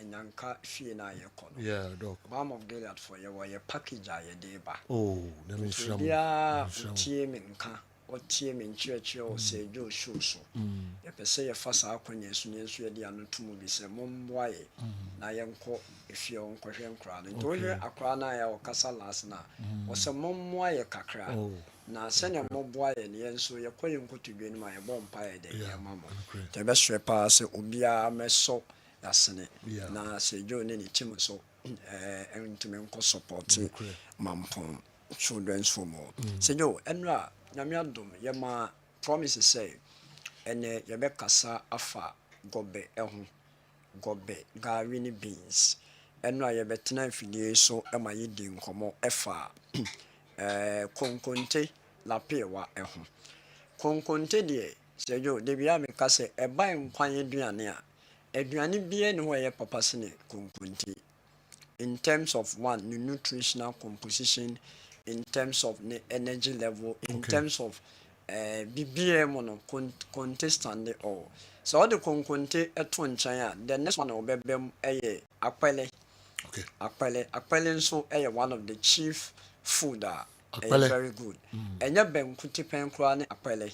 Because akpɛlɛ with maize na yɛde yɛ akpɛlɛ no yɛnsɔ ho ne fibre ne nyinaa wɔ ho ana yɛ dry nti ɛba saa biribiara ɛwɔ sɛ ɛboa wo in from top to down ne nyinaa no wonya na wofa gɔba a gɔbɛ ɛyɛ aduane a ɛyɛ paa but wobɛdi gɔba a ewie yi anɔpɛ yi ɛwɔ sɛ woma w'adwene ɛne asomba ha kakra gɔbɛ wei ɛyɛ very good na wofa the composition of gɔba a yɛwɔ beans ɛyɛ yɛka ne sɛ one of the protein foods a plant based protein a yɛbɛka sɛ leguminous plant a fixe nutrient a nitrogen to the system. Nitrogen protein na ofa kɔkɔɔ a carbohydrate ɛfiri bɔɔdeɛ mu na ɛba but because of the ripening processes na akɔ so no nti no ofa kɔkɔɔ na wode akɔmpɛ bɔɔdeɛ a embryo a different thing in terms of yenya noa ya kɔkɔɔ ne glycemic index anaasɛ the load ɛwɔ mu a contribute ma wo sugar level ɛkɔ so no ɛwɔ soro as compared to bɔɔdeɛ but the moment a wobɛnoa ne mmienu no nsesan ba because of the boiling process with the high temperature na ɛbɛ introduce no ɛde bɛma ɛno nti no sɛ wofa gɔba a ɛngo ɛka ho ɛngo ɛyɛ one of the oils a nyame de akyɛ a very good wofa ɛngo a ɛyɛ plant based oil nti ɛbɛka sɛ ɛyɛ unsaturated fat oil anaasɛ fatty oil but the moment a ɛngo bɛsi gya so ɛbɛkyɛ no ɛnyɛ seeds turn it into trans fat because during the boiling process na ɛkyɛ wɔ gya so no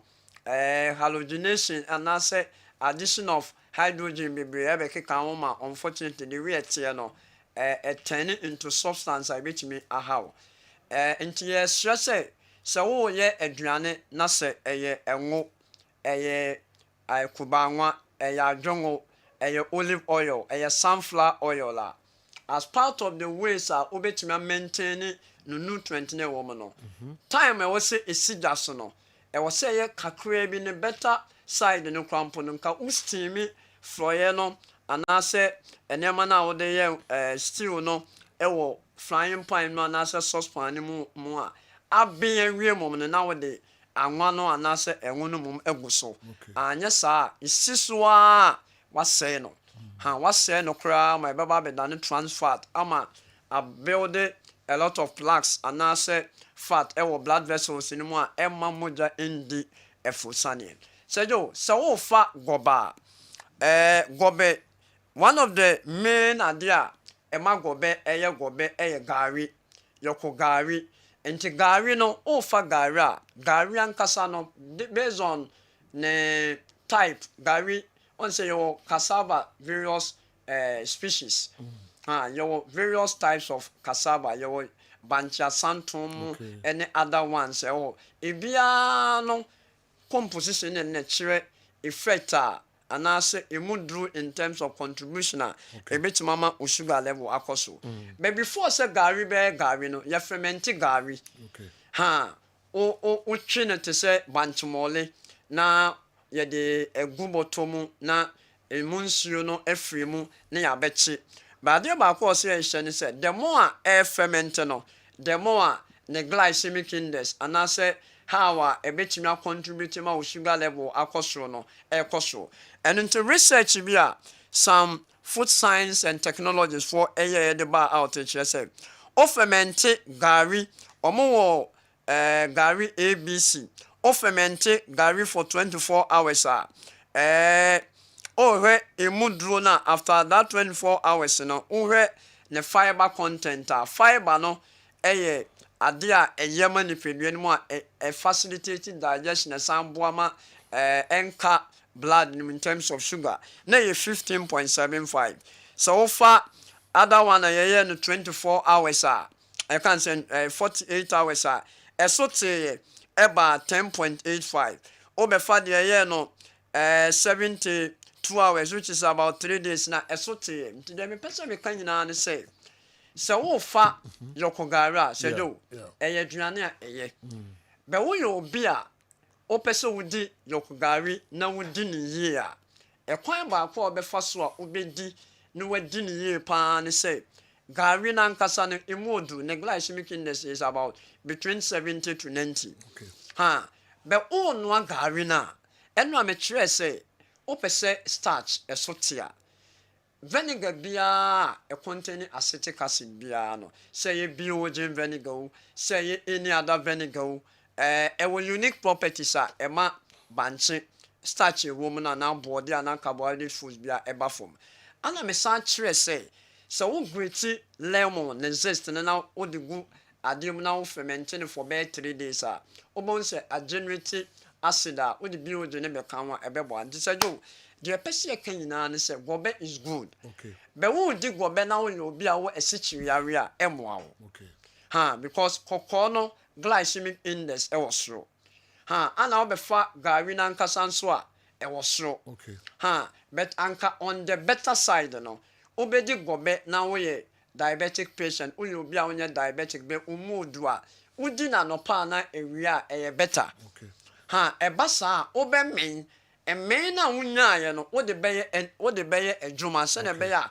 calories na ɛwɔ gobe no mu no ɛbɛtumi aboa but adeɛ baako a wobɛtumi nso ɛde aboa kɛseɛ paa ne sɛ anka nsuo biara unum biara na wadi gobe na wie no na biogi wom biogi ewo mu a ɛbɛboa wo kwan pa sɛ jo nkyerɛkyerɛ wei na patient ɛba yɛ hɔ a yɛkyerɛkyerɛ ɔmo ɛma ɔmo sugar levels ne nneɛma ba fam no ɔnsa wofa gobe wei a ɛmo nkakra ka ho yɛtwe mu ko wohwɛ a pear ka ho kosua ka ho wei cucumber wɔtwitwa ne kama wei ɛnyɛ fried rice tipɛn no ɛnyɛ fufuo ne akokɔ nam etipɛn ne aduane wei wei ne nutritional wei no ɛwɔ soro but deɛ yɛpɛ sɛ yɛka nyinaa de kɔ wie ne sɛ wodi gobe wei na woyɛ obi a wɔasikyiri wɔ soro a ɛwɔ sɛ wodi wie a wode yɛ adwuma ɛkwan a wode bɛyɛ adwuma ne sɛ wobɛyɛ active sɛdeɛ ɛbɛyɛ a womfa ntena faako maamefoɔ no ɔmowɔ market ne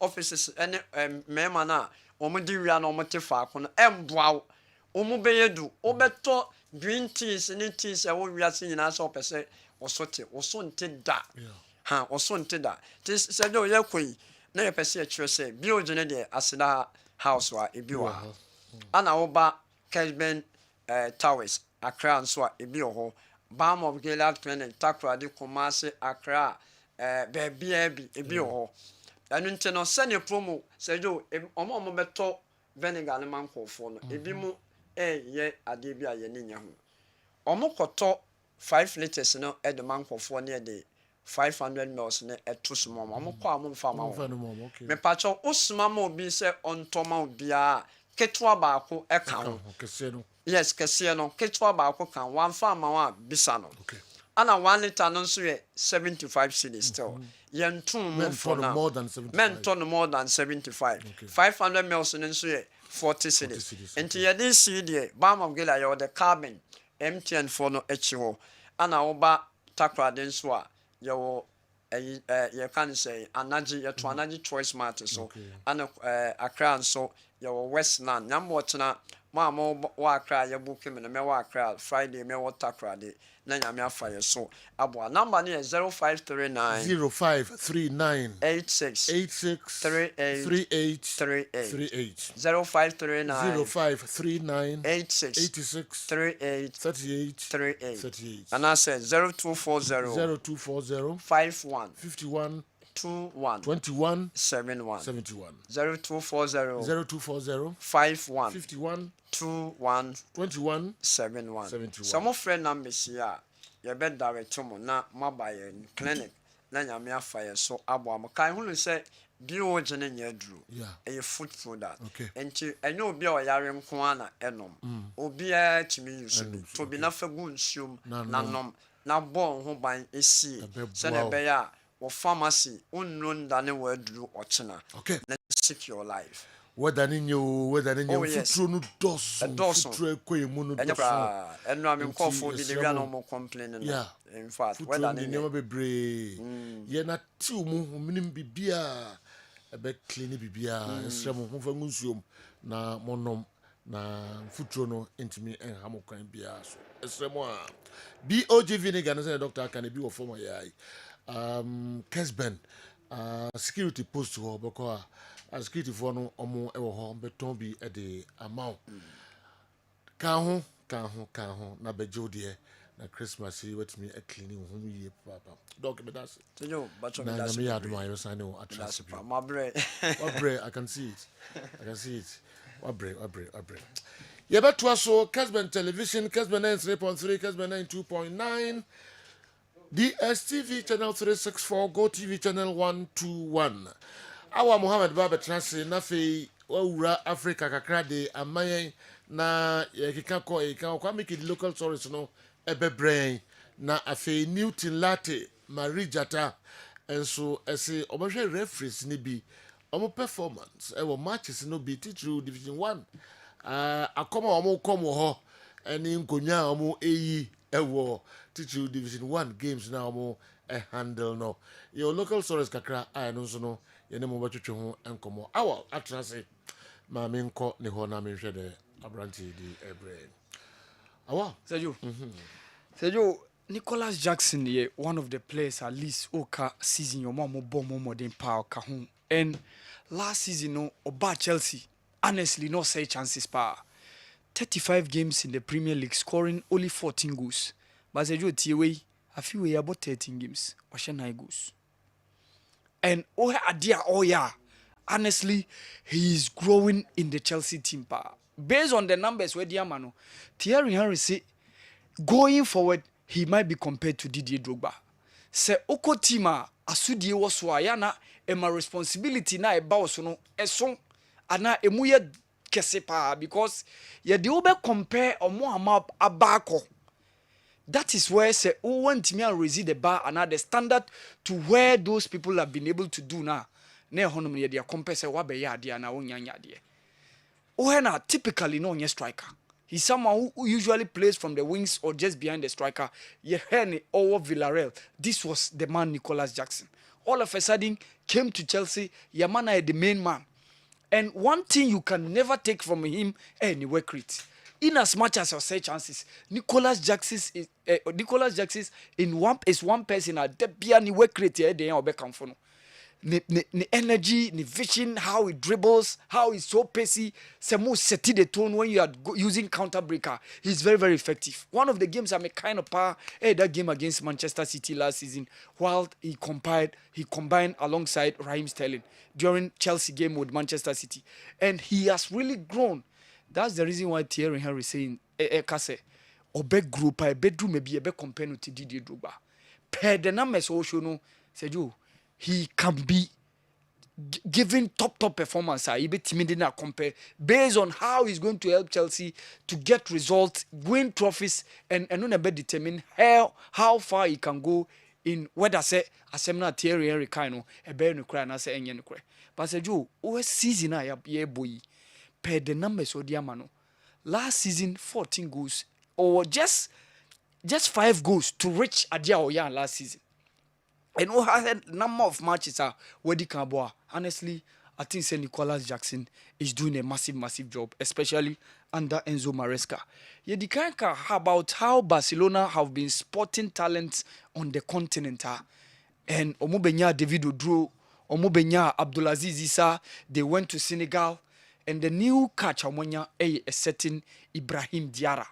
Last year under 17 championship course, Sergio the man on the boy on the shot, the captain of the Malian side, left-footed, very agile, very skillful, very pacey. Nidisichi making so most of things spot on.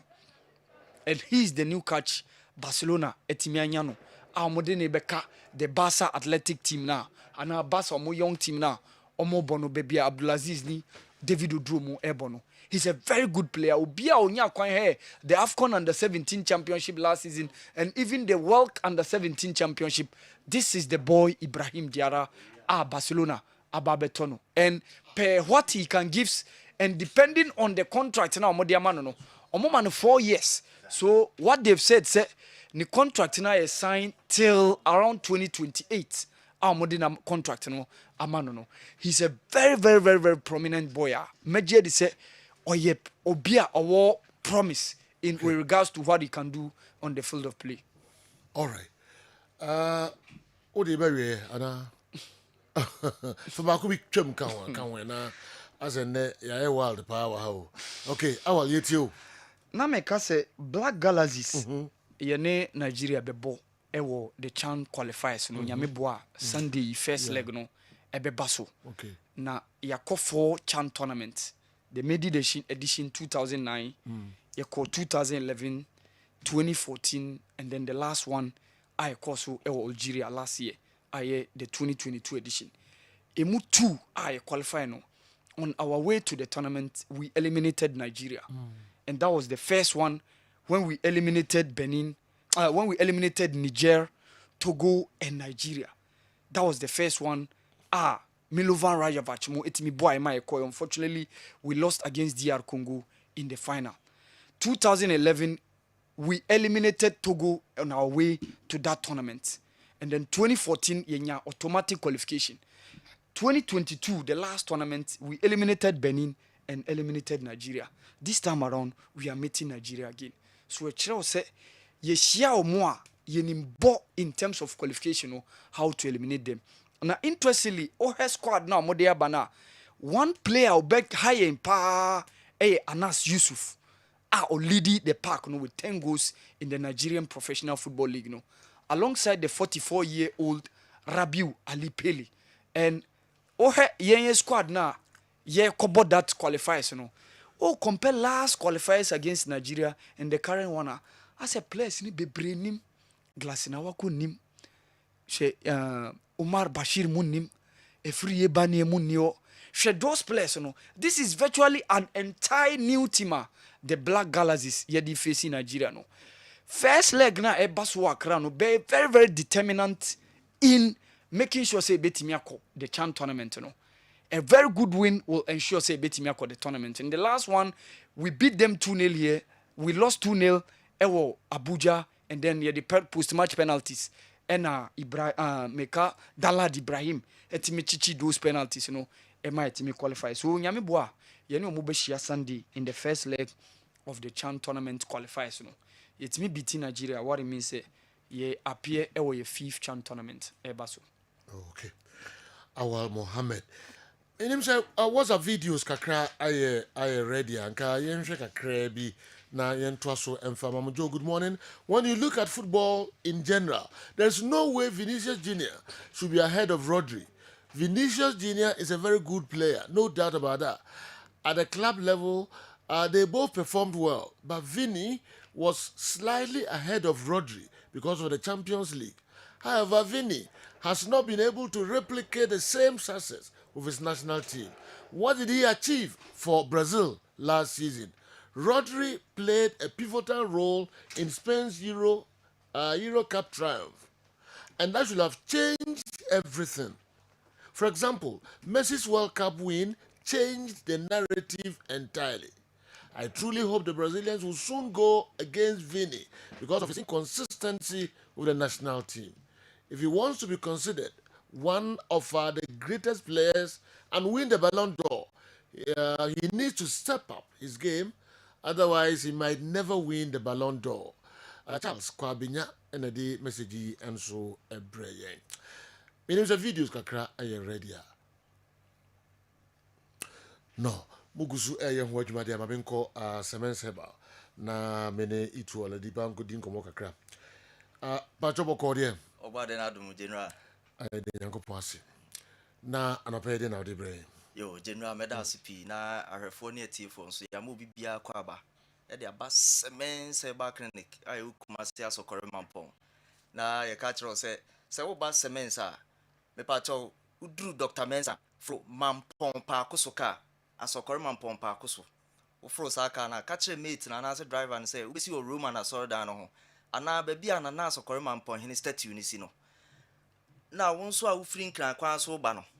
Wonso bra besi o tech kwa men kromesu upon school nani mu ho na usi wa benya Asokore Mampong ka no aka che driver na say mate ni say mesi wo Asokore Mampong rural bank ana say semen se ba clinic anim hɔ na oyɛ siwa na watwa kwan no na nso waba na onyankopɔn ɛnam yɛ so aboa wo yɛ ka kyerɛ sɛ semens se yɛ hɔ sɛ ɔba ɛwɔ sɛ yɛde nhwehwɛmu ɛto fam ɛwɔ sɛ yɛde fa lab mu na yɛhwehwɛ wo mogya no na yɛhunu sɛ yadeɛ no a wanya no ne course nie anaasɛ ne firebar nie afei nso yare ne ban ne mpɛmpɛn so sei na aduru ebi ana meka sɛ yɛwo deɛ no the stage no ɛyɛ acute stage obi nso deɛ ɛyɛ chronic sɛ kɔba saa ennura ɛwɔ sɛ yɛde ma ne mienu no difference wom ɛno nti yɛwɔ sɛ yɛhunu ansa na yɛde adura account a na yɛde account afei nso yɛbɛsan ahwɛ nsunsuansoɔ bɛn ɛna de aba complications because ɛno ho hia paa meka sɛ na ebi a obi anya malaria da bia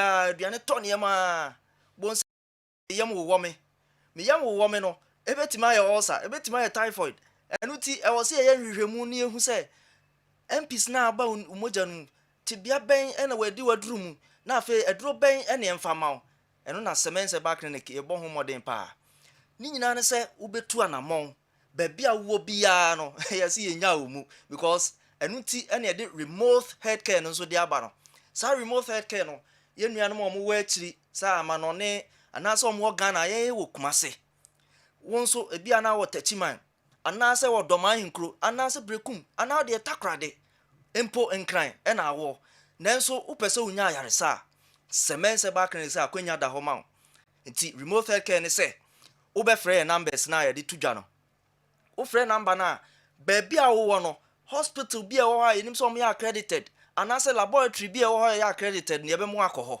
wokɔ hɔ nom a yɛbɛyɛ wɔ labs ne ade nyinaa na afei labs na bɛka yɛn nsa ɛnya bɛka yɛn nsa a ne yɛafrɛ wɔ phone so anaasɛ ida sɛ video call anaasɛ normal call yɛfrɛ wo wie a ne yɛadaigo no so te sɛ deɛ waba yɛ hɔ yɛ clinic hɔ abɛtena yɛnim ne yɛdaigo no so no pɛpɛɛpɛ because semense se sɛ woanyɛ labs a yɛntimi ma waduro ɛma no nyɛ yi deɛ te ne sɛ ɛwɔ sɛ yɛhunu saa nneɛma mmiɛnsa mbobɔ den deɛ di kan ɛyɛ the cause of disease afei the stage ɛna afei complications ɛwɔ sɛ yɛhunu saa nneɛma wɔ mmiɛnsa sana yɛde aduro aka ofi sɛ semense ɛsan wɔ nneɛma foforɔ bi wɔ hɔ apart from enubra nnua hini ne nnuane a yɛkyerɛ kwan a wɔfɔ sɛ ɔfa so didie no ne nnuane nwura wɔ so nya ɛwɔ nnuane mu no yɛkyerɛ wɔ saa nneɛma no yɛsan wɔ other therapies bi te sɛ reflexology a saa reflexes no sabi wɔ yaw mu ebi a wɔti paa wɔ dendenden meka sɛ wɔn nso ebi a wo liver anaasɛ wo saa ne ho brɛboɔ ne ho aka anaasɛ wo kidney saa no ne ho aka ɛwɔ sɛ yɛyɛ wo reflex meka sɛ obi wɔ nso a wɔnte pampan sɛ wɔnte pampan a ɛwɔ sɛ ɔba nneɛma yɛyɛ wɔ aromatherapy obi wɔ a sabi wanya stroke woba anaasɛ ne sisi atia paa bi a wonya accident bi ɛwɔ sɛ yɛyɛ wɔ chiropractic ne wie a yɛwie a san yɛ therapeutic massage ɛwɔ sɛ yɛde nsa ka wo nti saafoɔ no de ɔmba nyankopɔn adom bon sɛ ama danseɛ ɛkɔ soro paa because nipa pii a da biara ɔmo ba na ɔmo abɛyɛ saa nneɛma wɔ afei physio no nso wɔ hɔnom yɛsan wɔ gym so wɔ hɔ ansa na yɛwɔ sauna bag a sauna no ɛyɛ mpa ɛna ɛda hɔ wobua ne abie ne yɛde wahyɛ mu ɛno nso yɛ nneɛma pii obi ɔnante kakra bi no abrɛ no ɔte so bua wa kɛse abro so saafoɔ ne nyinaa mo ba yɛ yusu sauna no ne yɛde other therapies ne nyinaa ka ho nti bo sisi a yɛma onuro kakra ka ho a ne akyerɛ onua ne de bo sisi a na nipa no ho tɔ no meka sɛ wo wanya ulcer ahodoɔ ne nyinaa wo de ba semense herbal clinic so yɛ bɛboa wo afei ɛnam nsa yade ahodoɔ ne nyinaa sɛ yɛ gonorrhea syphilis chlamydia genital wart human papilloma virus anaasɛ dɛ anaasɛ wo de ne herpes simplex 1 and 2 adenti na ho tena hɔ no atete HIV anaasɛ hepatitis B bra semense herbal clinic anaasɛ wo de frɛ numbers no na semense mmoa wo because woba yɛ viral ne di kind ma wo na viral yɛhu mmoa dodo ɛwɔ mu afei yɛde wato enuro papa so sɛ de bɛyɛ bɛboa ma saa nneɛma ne nyinaa kɔ fam kama na so watimi nya ahotɔ ne nyinaa so bɛfa yɛ numbers no 0240 61 60 61 0240 61 60 61 afei so 0530 123 996 0530 123 996 frɛ saa numbers yi mmienu so anaasɛ 0205 57 35 55 0205 57 35 55 na yɛni nkɔmmɔ na yɛkan ebi a wode ne yɛawoɔ ho nsɛnsɛm hwɛ watina pa wa pa wonya tu anamɔn bra sɛmɛnsɛ ba clinic aso yɛ sɛ yɛntafo na apa sɛmɛnse se yɛbɛkyerɛ nnuane particular nnuane bi a wobɛdi wo ne kunu ne nyinaa obiara bɛdi saa nnuane no bi afei nnupa nso wɔ hɔnom yɛwɔ nnubra bi wɔ hɔnom a yɛde bɛma wo tii ahodoɔ bi wɔ hɔ yɛbɛma wo bi na wanonom enti acha bon sɛ kɔ busumi mmienu no na wɔn sɛ bibi ahyɛ ase ɛyɛ adwuma yɛse ntafo a bra ne ɛmoa because semens ɛne enim saa nneɛma wɔ nyinaa yɛsua ho ni wɔn ho nimdeɛ a yɛbɛtumi de aboa wo saa afei nso stroke meka kyerɛ wo sɛ wakampam wɛ wontumi nsɔre wote hwikyɛ mu onsa wontumi ma so wano akyim sabi wontumi nyɛ hwee ɛnante nyɛ hwee a bra semens ba clinic no nyankopɔn nam semens so ɛbɛboa ama watumi asɔre agyina brane na wonso bibia ayɛ kama ma na wotumi anya danse ɛde adi afei nso mmɛma sabi mo mmɛma sɛm wɔfɔm no ɛno na yɛkamfo aduro tatahwe ɛde ama wo aduro a yɛfrɛ no semens vital herbal mixture and capsules aduro na yɛfrɛ no agan no so ɔyɛ bɛma sabi erectile dysfunction ne how pa bɛma sɛm no watɔ fam tinkagya woyɛ wo hwɛ enye yi afei nso woyɛ bɛma wo mmɛma sɛm no wo de wo ho di sɛ wo de ho ɔden sabi utumi ne oba etimi hia nanso sisi ana da ya premature ejaculation ya papa e ma ne se ene angije me nsuo nani ne nkoja me pubunu no mu ho wo gige na no ho no ma wo de na kosi bunu mu no agya no ho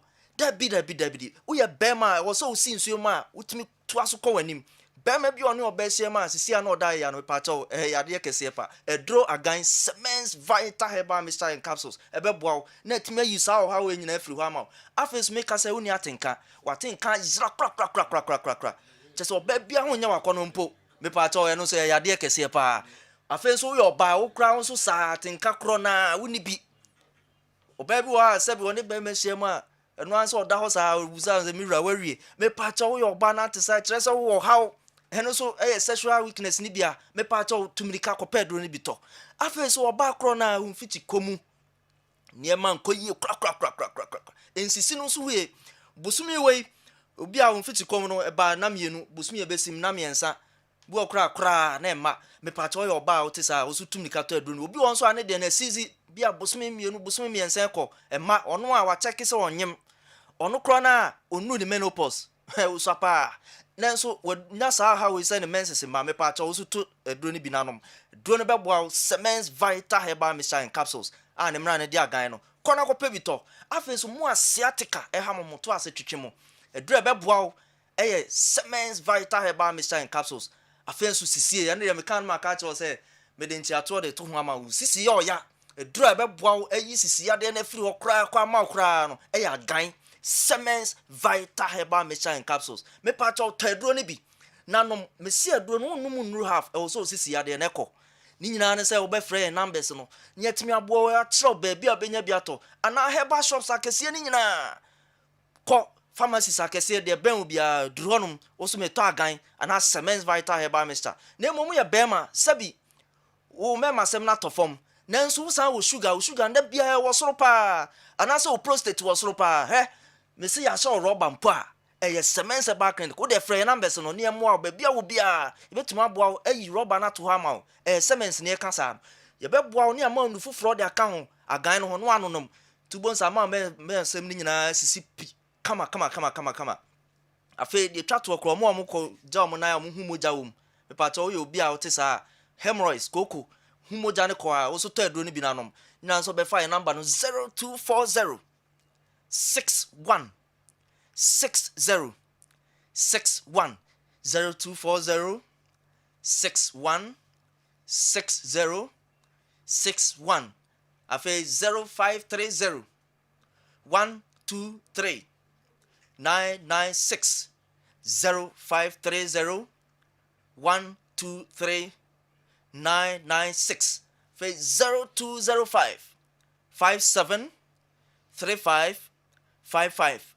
0205 57 35 55 semens ba clinic say freyen baby a obi ane nkyerɛ waduro no bi afe o yade ni nyina frɛ ne yɛmmoa wo na yɛnyi ɔhaw ne nyina mfiri nkɔma wo na bibia nso ɛnyɛ kama ma wo yɛnya asomdwe na yɛmfa ndi yɛbro nya kama general yɛbɛda se paa Semens Herbal mo friend numbers no na mo ne Semens for any enkomo na ebeboa mo yie papa to so de amamo Newton made his first 11 before the Heart of Oak Kotoko game. Now I want him to make another 11 after the game. Crucial Raul Edway if you just say that they are saying Avenue I'm say utie the air cosono before Heart of Oak Kotoko we in 6-5 Kotoko. Until after the game you better say no one now you sue and I say woman sister be abema. I think and know that you guys are the best in the world. God bless you all. Please, can you talk about Pando Heart of Lion small? Because they are playing fantastic football.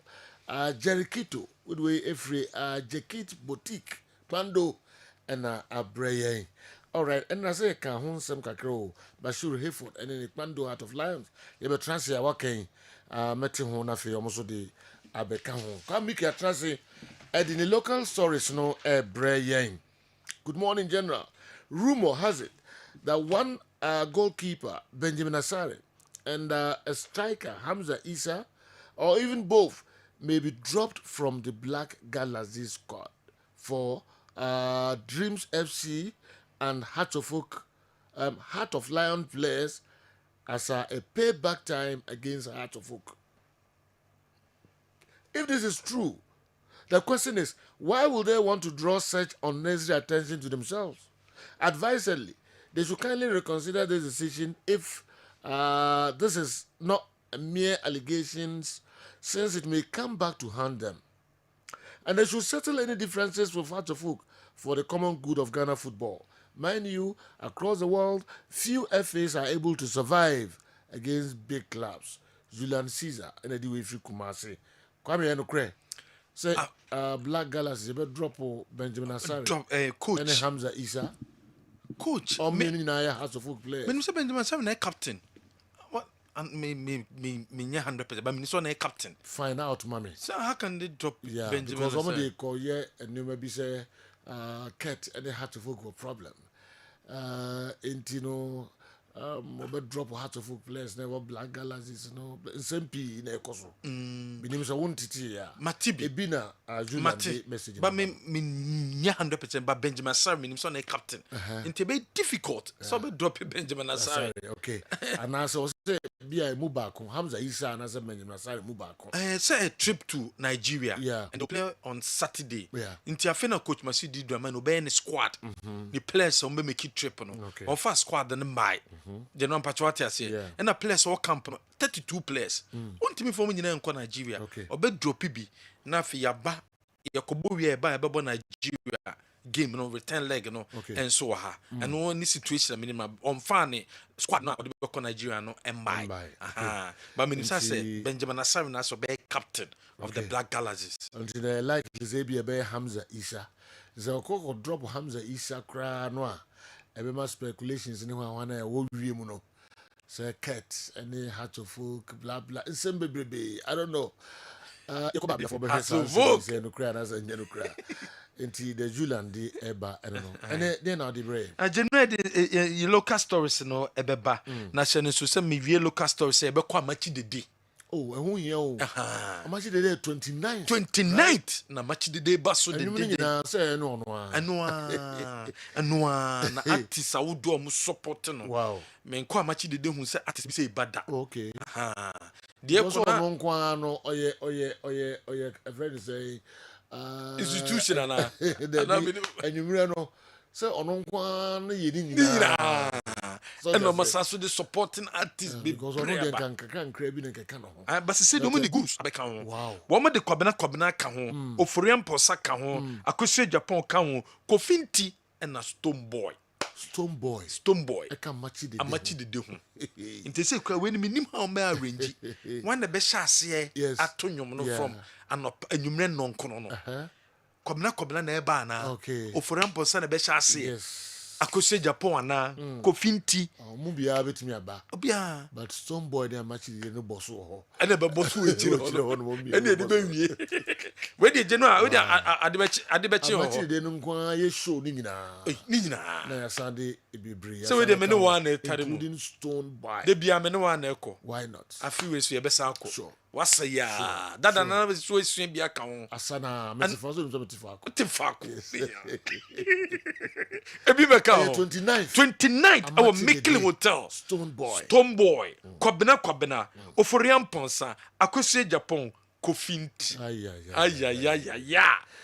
ayayaya if I try who she said the same who she say 29th and yekoji eni our Midfield hotel na Midfield hotel yekoji eni no yesi wo ticket to be so make reservation a ye the number 2 se frɛ na make reservation number ni is 0550 799 375 0550 799 375 and that's a 0599 913 555. Would ye ho open so phone no and found in network also obe dial star 713 star 33 star 20 hash star 713 star 33 star 20 hash and also no scan your ticket not to ticket in advance.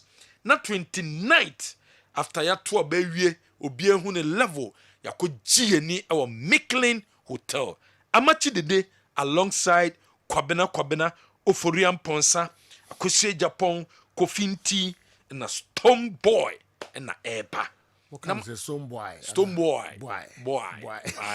amachi nyum ban pa na ope I don't know me nyum nyina ede de na to wakoma so pa o da na otide wie the music or boss and no born last we refuse anyu no me na no born last cra majide me come review oh with a comic house here and na e wode and them de pa and them ba ko e de pa no and na abuse ba ko oh men ka come see e be ba go ahead na enyu de me yiri ni odo dia na se de hidie odo dia na de kwa me kitab no wo so da bi so odo dia no na kasimadu na dumienu abo ene menkane fa piwa gwi yenye local source ana kakransa all right general black galaxies and mindi kan come camp black galaxies eguso a preparation so your Nigeria first leg bomb said ya wa kan your Nigeria first leg ebo black galaxies akwako piemu e wo pramprama wo mo prepare towards a first leg bekoso our Nigeria. Coach Masi Didi Dramani almost qualified for the Waffle and the 70 semi-finals. So, and unti wamo enso any Cote d'Ivoire and the Bebo China 19th. Woman Cote d'Ivoire and the Bebo na for mo Bovia na for Nigeria enso ni Benin enso abo and then Shishia Sabri ababe toja enso awo home. Na so say Ghana Premier League no weekend di wama tunidi Bronya agro special GPL no weekend the opportunity bronya agro special ya be say Friday and ya bebo ya bo Saturday ni abo Monday ni abo Wednesday and on this share dom for the Ghana Premier League. Friday has a vote and a airball against Brekum Chelsea on Friday. You are Saturday na ya bo Dreams versus Asante Kotoko on Saturday. Now for Nations and Legon City Saturday. Bechem and Samate Saturday. Pandora of Lions Bazage and Holy Stars Saturday. Gold Stars in Swatraman Saturday. Young Apostles and Vision Saturday. Monday 23rd. Near Boy Diana and Accra Lions. 24th. Yambo game bia. Now for Wednesday. And so na yatoa so on the first na Premier League no Mediama and Karela and so akensi no etimi abaso and no shisha make say wo mo aye e de afa Ghana ye Premier League no ho Kumasi Asante Kotoko baba bayara ebesi akan ho se Kim Faisal Bobo Kone so Oma confirm say wo so aba baba yara Kim Faisal so aba baba yara wo mo say wo so e ba besi o makan e wo eye baba yara sports stadium say nhihye don say nhihye de ma Kotoko san nhihye na bi na nka Kotoko e pese empono wo mo ebetua stadium ne ka no ma use but inkomodie ne koso na eye change of government etimi aba inte say akwa problem kakrante nya de a sa changes no abemti Kim Faisal aba back Wama ba home sweet home. Wama si 21st wama yara sports stadium. 3 p.m. and omo enso aba womo eba besi omakan no ewo Kumasi Sports Stadium anase baba yara eno ne hihia edom se de Premier League no se de medi tu dwa no coach Saudom womo enko se de amenuru one eye Samates atenase ama afenu no nyina giatum wojan eye Samates eye bobo ekuo no ni boja couple enso so se wono so ejai dwumedie no ono so se ni dwumedi a odi no one eye mediama enso aparte eye ways as say no two coaches yi ana chese omu dwumedi a wo mu di no wo mo so aparte ways a wo mo entimi ento so enye dwuma from various clubs enso ye to so a se de obi ebo Ghana the other top of the Premier League goal king chart no obi of that top no obi ebo na baso eye Albert Amwa Kwampoku enso bonabaso o se boy no onimbo boye papa obi biebi eni ti bo ba kotoko no oni boy ne be kan bom no menya results papa e de makotoko top level because Ocean ne composure like run and the way exhibition goes now like he's a talent to watch, and then I'm not even surprised that he's the one leading the team right now. And then sometimes it'll be hard to make my choices in it, but we sure no catch in person or all the qualities, catch all the qualities because it's a striker and chest ball, on pinball, on trimmaker, on touch, you don't run into space, positive, very positive guy. I think he has a lot to offer to this club. I'm not in competition with anyone. No, not at all. No, you have to compete with anyone. Whoever gives the opportunity, but the best so that the team will beat maybe. So I better more all the qualities to be at the top level because. Nsema aya Kwampoku Kumasi Asante Korokom afano no anaso ma sign no ono e dia tudwa se de Ghana Football Association o man hihye de to se clubs no wo mo breye papa due to sponsorship awodo o munyaye emfa ma clubs no alongside a television writer o munya bi nte se de wo mo aye hihye na to se Premier League clubs o mo bo obi ebo homa ye deductions no say the GFA percentage commission a woman na wo 5% no wo mo ejai da ma clubs no say clubs no fan ka musika ho because wo mo gidi say clubs no e breye papa nti wo mo nje fan ka musika no dan say television right any na sponsorship ni no mo guso a 80 clubs in there wo mo gidi say entimi emboa ye de ni che Kumasi Asante started abe almost started last before 3 Kotoko games game, before Kotoko games Okay. and on the sanction but almost clubs no brepa duty sponsorship clubs no omunya bi emfa momo no any television right no into me there ba Kotoko say there David Okluko inti asat na no management ne aims ne din komo say there anya dia technical team no omofo bia enso ababeka ho technical team no mo hana no ene beguso aye adwuma ede ama club no omugide se de akeche no kwame competent so betimi aye adwuma ti David Oklu absence no nya de a ebeha wo mo ode ni che Ghana Football Association na so ya GF no enso yen hihye amodo mo ni che eye president elect na so eye president John Dramani Mahama akoma na kwaba se omuso ba wa be ono so emeboa ma ye football no anase sports no entimi entumpo nti GF no enso yen hihye omo akoma president elect enso akoba se so se various associations no and various meka se CEOs no wo meto na ma wo mo akwakohia no ti GF no enso ye hihye se wo mo ebekọ akohia no no mama na kwaba Isaac Mintechi na okopimo status committee because oni ediana issues no wo ntimi enkam famfiri o enwe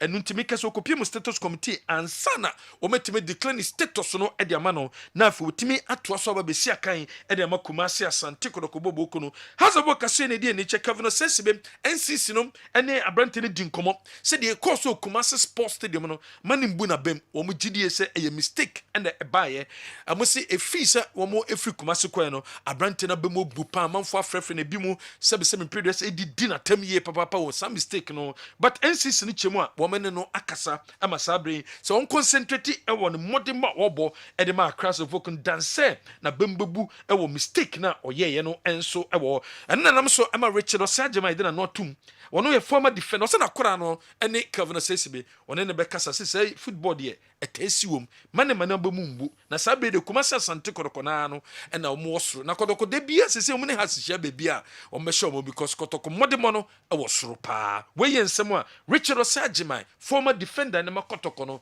ono so ade atoja general. Okay. Yababa about here local stories Emu Kakra had to focus not been doing well in their last 2 matches because they've stopped threatening Ouattara with a sack.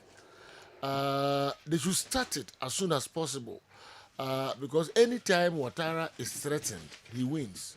Hey, Kingsley, Tamale, as I know, they bay.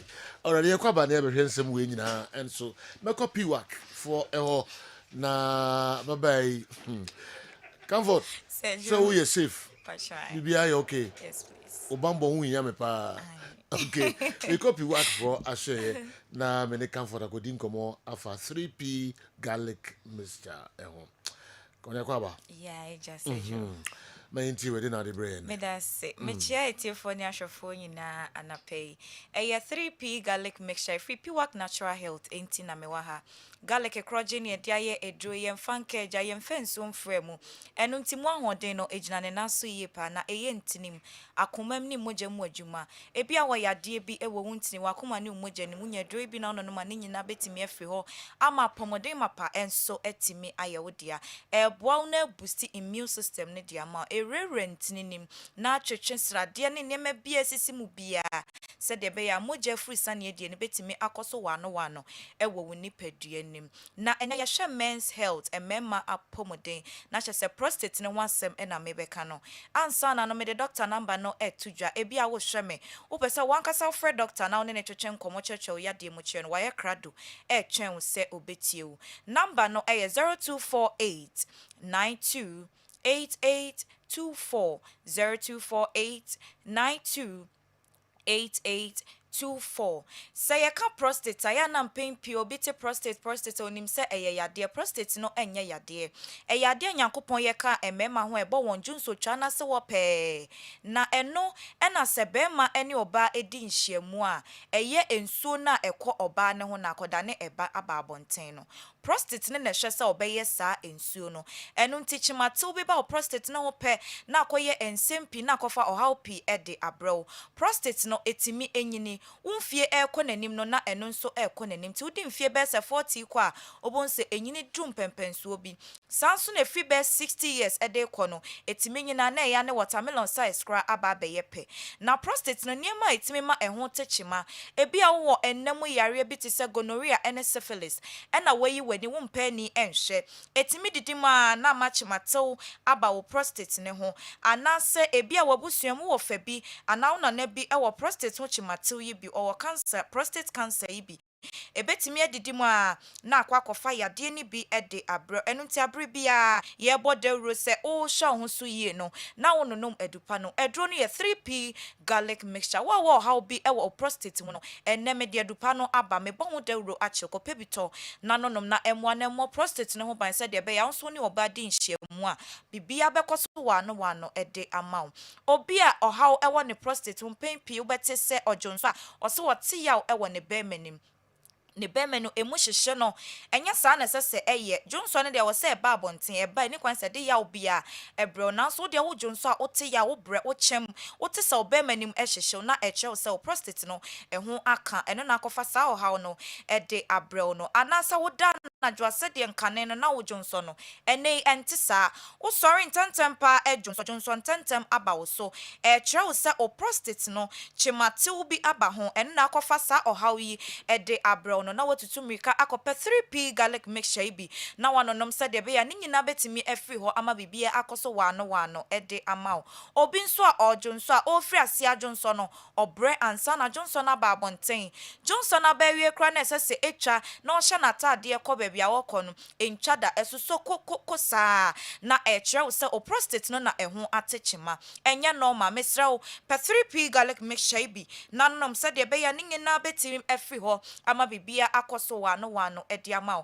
obeju nso be wiobon se ensuo bi di Johnson achi eni nhedante ayese moja ayese nsufin bi mesrew entna okranka se we de eye normal mesrew edroni ye 3p garlic mixture be ma pebi na nonom na emoa na emo prostate ne ho ban emfama no ne oba edi ehyiemu a ensuo na ebeba abonten na timi aye kroje akodane eba de aba abonten enso de ama mesraw 3p no enye na garlic no na ye de aye enje wanum enya wo hwe eno nti bia wo de garlic ebon wo mpe ye de aye anka twade kakra ewo kakra na hama nyakopon na aboye no waboa doctor amanim de ne akeka ne nyina de abom afa abefu nim de kwan so de aye adroi se de garlic no wote ne pampan ewo aduane mu no enye saa enete ewo adronim onoma enje wanum enya wo hwe eno nti kope bito na nonom na emwa ne ntimi mbo prostate ne ho ban emma na be ma wontimi engina branne ukoto ahye ne nso se ebi a wo de adro bi so wadwena ye wontanta emma ne haw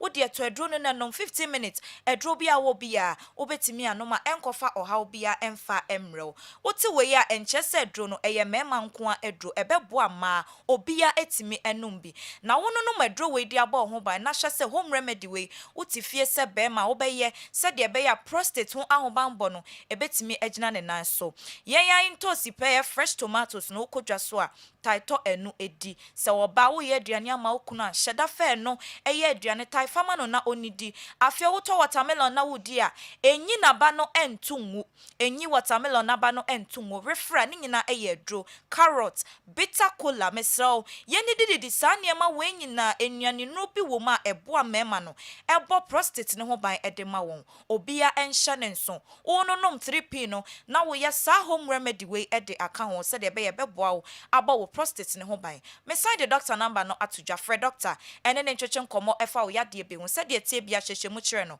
wa ye krado se obeti na waboa wo number ne 0248 92 8824 0248 928824 eya na mpempi no mema no prostate ho etechima se ya ema no ya dwere ye wontanta bon se ode ne ho kame ne kunu mesraw frequent sex no eboa etimi bo prostate ne so ho ban ede ma won eno nti wo ye oba wadefo wo tie me wo hweme ene wo kunu entanhia mu na se de be ya ebeboa ne prostate na ho ban bo kese etimi akoso wonso tobi no no mafichi kromu ya na abeda ne kranko ya de ete wo so no ebekọ ede ama se de chimane babia emeye bubu toto na enu na nsa na etwa nonom 3p garlic mixture bi oba ebebo yi ni nyina afri ho wode ye stroke ya de mo gentimi ne afri sane nkonkwam ewo wadwene ho eno na akofa sa ya de no ede abrew esiche ya de diabetes ebetu ase ede ama eye asthma entehye ya de na haw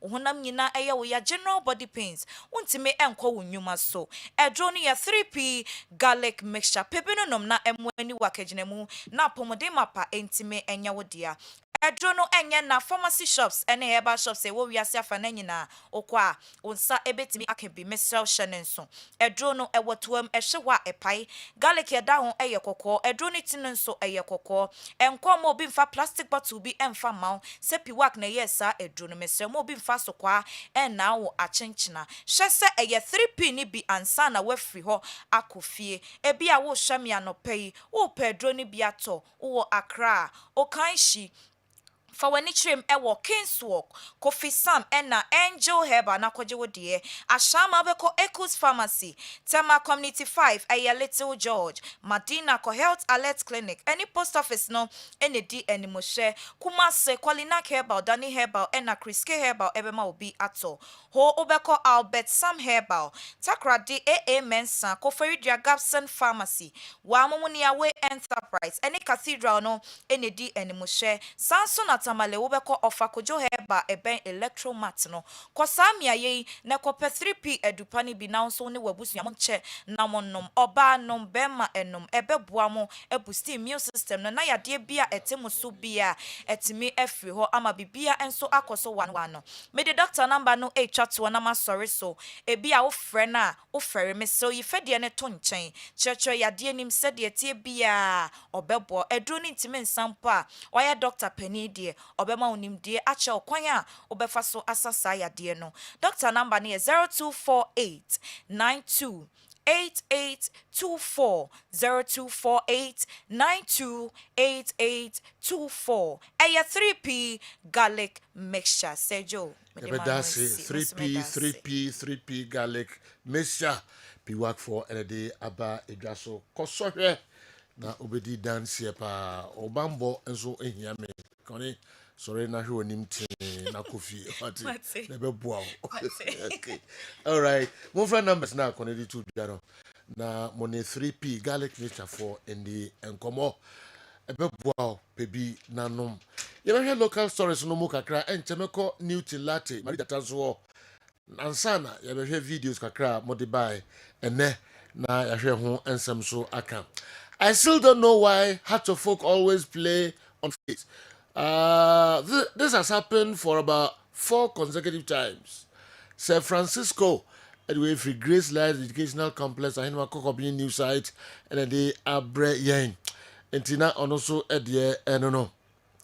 Mammy, we, wasana, SMJ, na me coped dear, 8 kakra. Hello, have you observed? That Ghana's captain Thomas Partey didn't vote in the FIFA awards. Is it a confirmation that he has retired from the Black Stars, as is being speculated in the last international break? Justice Mampong Asem Health Center and Enso Ebusa Asem Way. Mamisha Way Nema and the way about Nema about the so don't worry, remember so. Now, before some call the end of Mamira Didi, I come out in senior high school here or the Ebai. I think veteran coach Bashir Hayford has surprised many of us with his team's excellent performance. Lions are yet to lose any match since 20th October, within which they have played 6 games. They've won 2 important away games against Kumasi Asante Kotoko and Samates. It will be surprising to note that Lions placed 15th on the league table last season, which means they were nearly relegated. I think Coach Bashir Hayford deserves to be praised for his hard work. He's one coach I think should have been considered for a Black Stars job. At one point in time, but he once said, I won't get the Black Stars job even if I apply. Coach Bashir Hayford and a distance way and so at 2 Edra. I would have former chance the local source no emo kakranene honorable Kojoba Ajiman ne Bapeni birthday. Honorable Kojoba Ajiman ne Bapeni a friend no Kojo Obutantim Yabu Ajimai and a branty birthday. Honorable Neba Penny, I don't know. Now the short message we and Abba for a year Nebe. Also, you are another year wiser and becoming a man. I couldn't be prouder of the kind, smart, and an intelligent person you're becoming. Wishing you an amazing birthday with God's blessings and anointing to excel among your peers and a higher future, a brighter future. Happy birthday to my first fruit and an incredible son, Kojo Obutantim Yabua Ajiman. Okay, Kojo Bajiman, the firstborn. And the birthday, happy birthday. All right. A very handsome boy. Yes. So in America, Romugu. Inti Enyangwangwakra. All right. Yemra, local source, Nosuka Kransana. Mako Newton Latin marriage at and so but in some more cano I'm saying Neymar they also didn't the buffer had to focus on Kotoko game no. Also to me Kotoko had to focus didn't reach its standard because of the level of play. Very bad. None of the teams played 15 continuous passes together. And there wasn't even a single player who could even entertain the fans sometimes.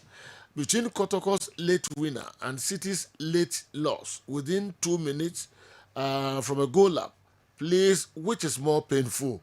Lastly, couldn't have Osesibe taken the risk to foul Albert Amoa to prevent the goal, resulting to a penalty and a red card, while we know the penalty can be missed. Ababu Michael Nediwe and so Abba. Is it true one match don't live up to the expectation? 2 teams, you know, Obia who passes, so to me ball bear 15 passes. Ghana Together. Premier League Ben Michael Abibu in the last 5 years will be put 215 passes together. See, they be a throw, foul, no go abem. You know, 15 passes together. Ghana Premier League match where no. First nana no. Enti me jitum say in terms of the possessive play, in terms of swinging of passes, in terms of so maintaining possession, no, in terms of so unya control kotoko nyai.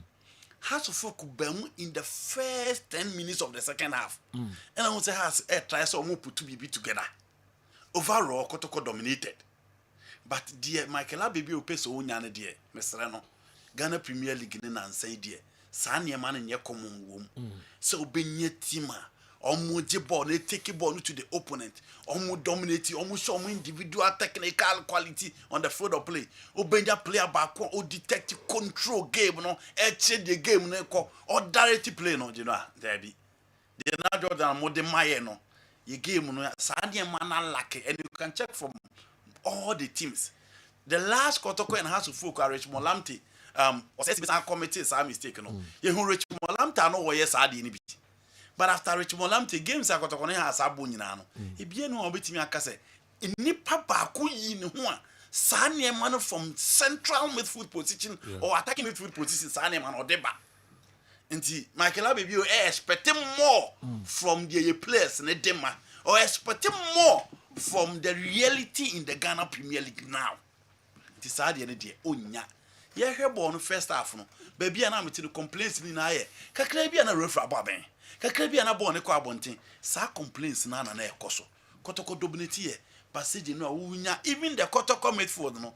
Two players ana omugina ho no kwa anya midfielders a. O pesa de ni bia obenya. Has a folk midfield, no Salim Nana always special betting ISA. But Salim and was a Franco Kai, he was playing like a prima donna. No, Bobo no to say be a walkable Real Madrid de Jai, and a wabani yapani chose of Ramebo. Sana no Bobo. Born between in Sa, no yen ye, a saya, no one dante. A good player, said you know, offer apart from Justice Blee. So offer or no, now for team menu, now for has a folk midfield and no more, but at least. Being the last under 23 the Morocco, he was part of the setup. Kotokone had to folk under some obodu obobi. What causes in Atia Samba until at least who expected say if there was anybody within the house of folk midfield, I will bet take a game to Kotokwa. It should be Salim Adams. But he was sluggish, he was lethargic, and the game now born the field of play. No, one feeling from a central figure, our experience or what quality also show the class on the field of play. Until yesterday. Swinging of passes in the Michael Abibi unya. Now to exciting players. No. You know, in JB. Obia from Kotoko had to fool 1 or 2 players from both sides. Then soccer ball na de bia de day because of a BB special. Yaziko nom type no. Oh, Jordan yeah, Jordan more type. Yes, Hasani was asked Kobna nom. Well, players be heart almost like a born in some baby special. And he did bastard the more. Yes, a bit near Paul Moses. You know, yeah. One, you are talking about the quality and the standard for your league, you know. Again, and none of them say, I say, half of folk are not buying to stop Kotoko. Half are not buying to stop Kotoko. You know, me did to me say a league, yeah, boy. So what the Kotoko has to folk in recent times are quite dominant. Has in 11 years or 1. Same cannot be said about Kotoko. So only Kotoko about 4 times now or Shewa. You know, Kadia now ye. So Bolig na so di 14 now Baby rested in Madena way. You go in for players at least or more matured or more quality or more experience to battle your opponent. Because your main competitor, in as much as any Kotoko that first and air Kotoko. Into Usha signing Kotoko yeah. You also sign to match the standard of Kotoko. But that is not how to flow. So we drop from Lenda in Tengwe Gle to Tanga. Eddie Babesi Di Maria. Na general oko for second division for division 1 for me and say baako. And that the Babeka experience players who in midfield that is different. But some midfield we no o say a year or 2 na bejele. And these are players now, you know, open. I'm saying that even those players, some players now open hands, sleeper and could beat him about Sabon via Martin Kakari. But he doesn't even have the confidence to do that. Seno Boba Akuroya, the next game on. Sani Mohammed Nipa Bebe Bass or Mobaba, and unfortunately he was injured. Or none of the Sani Manama has to folk this season in the Ghana Premier League. but when Timiamo, but you know, sa elite performance players are Kotokone has almost taking center stage, taking responsibility in the as I do. Say ye PBC say dia bebre. This is a quabon thing. Ni akwaku PB diaba. Say player the Yakuba type of a player. The Fatah Shafiu type of a player. Game no mumfa me the win for Comna type of a player. Mumfa me game ni my idea o pieba bejebo no to keep game no to open. So confidence the level na ye penny there. I'm sorry. A better kakra. Sila Kevin says okay, before they record no so now. Yeah. General, quickly, me share the standard of the game, say lady up to its bill and answer expectation. One aspect me feel say lady up to expectation for Kotoko has game was spectatoring or attendance. Yeah. I think the attendance was good. The euphoria at the stadium was very good. And I may person me bought Kotoko management no communication team nabaso. Because ahead of that game, nem frame nem we elections. Into Drubebi getting to the game no not on game Kotoko has game no be bree. Because election results in the election on seven.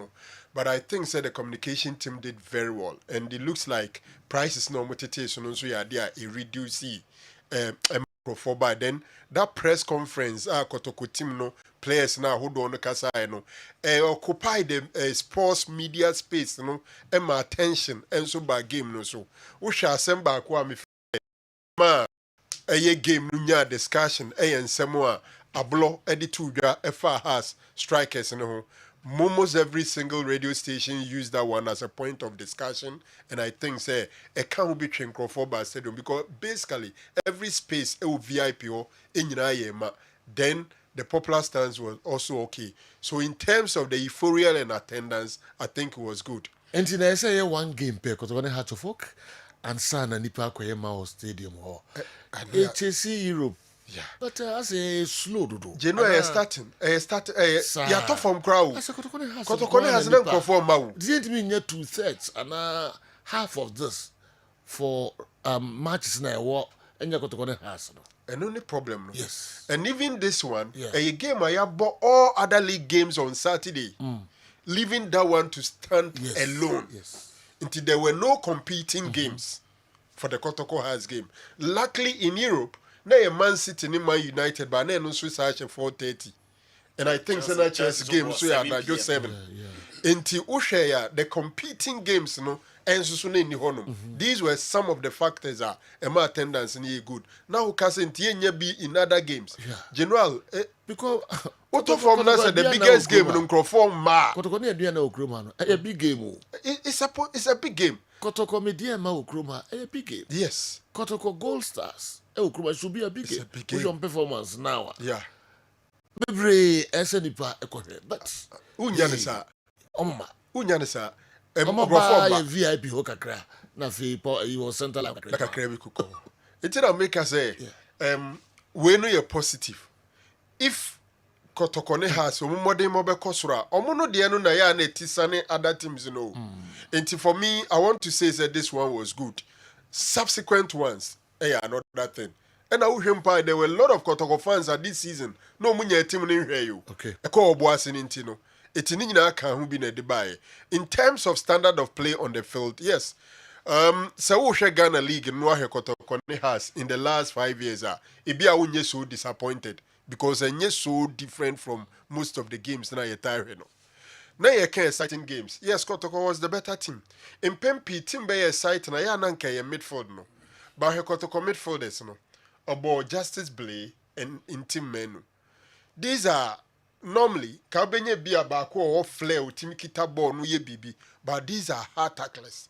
On the day wait for Kotoko. But by I am fan say obema that flair obema do say you know. The confidence cry is saying. The chances nobody say no. As a chance says, I done it than you not supporters are badges and you won't get it. House of Folk had Hussein, Salim Adams, and Theophilus Collins.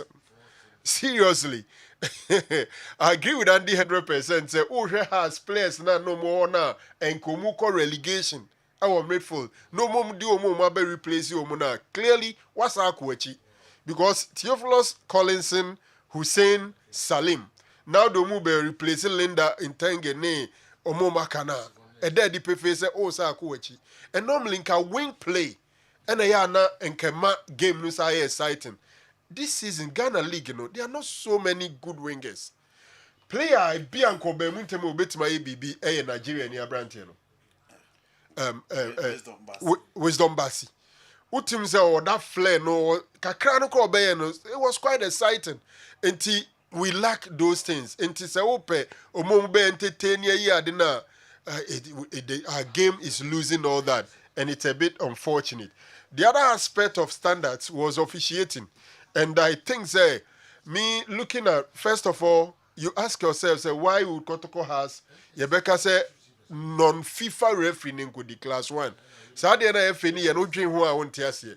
Madwem say Kotoko ne has there anye ye kura no it should be a FIFA referee at the center of our affairs because the agitum is say FIFA referees no mo na experience or mo na what big balls near the say be a FIFA referee now only good enough to handle Kotoko has game then the FIFA referee no ye no ye ne say and Madwem say saa nneɛma no so saa yɛ no ɛsa atwe FIFA referees no ɔmo chances of getting international competition ɛkɔ akyiri because sɛ woyɛ FIFA referee na big games in your country wonni a ɛbɛyɛ na CAF anya akokoduro ama international game so I think say one thing sɛ ɛfi no ɛhwɛ ne yie but looking at what the referee did Okoto I think for me less the two decisions the head button thing which for me was a red card offense and near Babaya Ayadieno. And no, you do a person amount the benefit of the doubt because in a real game situation, it is possible you won't see it well. It is highly possible you won't see it well. Those two things were the major decisions. He didn't get it well. I liked his composure. I liked his control of the game. And he communicated very well with the lines, and especially the lines 1. Line 1, so most of the time, on any communication in BBR, no, spot on. So, general, all in all, I think, say, looking at the season, Kotoko and has at least given us something to cheer home about, and we should build it up from there. It's not something that make us say a bit below our expectation. Okay. We are familiar with our game in recent times. You will not be so disappointed. Okay. In all, it was quite okay. Mm-hmm. All right. You better na fiyaje. Other stories no and so yanko NSA hoka kra na Kotoko had to for game no. Yeah. Unze gross no. And it's ka omonya yentity yenya deductions no na friend gross no. Yeah. And the friend net ni ye the Omat City ni nyina. The film. Inti osha gross no omunya around 470,000. 4.7 billion. TTC can yes. Yes, I don't it me in no. Na NSA, who's the NSA no? Baku 10%. Yeah. Baku 5%. In terms of me no go 15%. Who's the 5% in here for stadium maintenance? Yeah. Okay. And 10% in here NSA na nkasa dash. Ndo me no 15% in omote. Right? But this is in the how no VAT no. Now VAT. Yeah. First now I say almost 17.5. This is only 18%. First now 17.5%. Yes. In the scale munya and VAT in kwa at 90,000 almost. Almost 90,000. 900 million. And a VAT in kwa at and this is kind of it is if one do the ama say almost sign nibium no say if no almost 5%. Sure. But almost the end there almost assign the ama clubs no say nya dia ombeji say sika no bium till say sponsorship ni ade nyina no on ensabeka. This is almost it is kana na chese be 240,000. Around that figure the back to go. Wow. From 470 thousand cedis, 4.47 billion. Sorry, 4.7 billion. Eko ba 2.4 around that figure. Deductions. You know, the last time when I make a recommendation or suggestion to the new president elect, no, I have Shebati Asimi. It also do. You know, how many other? I was so. How many others? I did not the BB. BB don't the BB, but a dozen to do. Our clubs 90,000. Yes. Matibako. Yes. As they do. And I make a motor jazz. There be a dorsal. We also motivate. Now, Faso, now, Casa Monfason cushion class. We are one of them. Yet one of them. Because you know, City Cotton A B S S we could who is no money of you. Maybe come in half. Now you know, betting 90,000 a top player or Ghana. 900 million. A top player or Ghana. Almost that figure. You know, that Omunchem half of Cramon.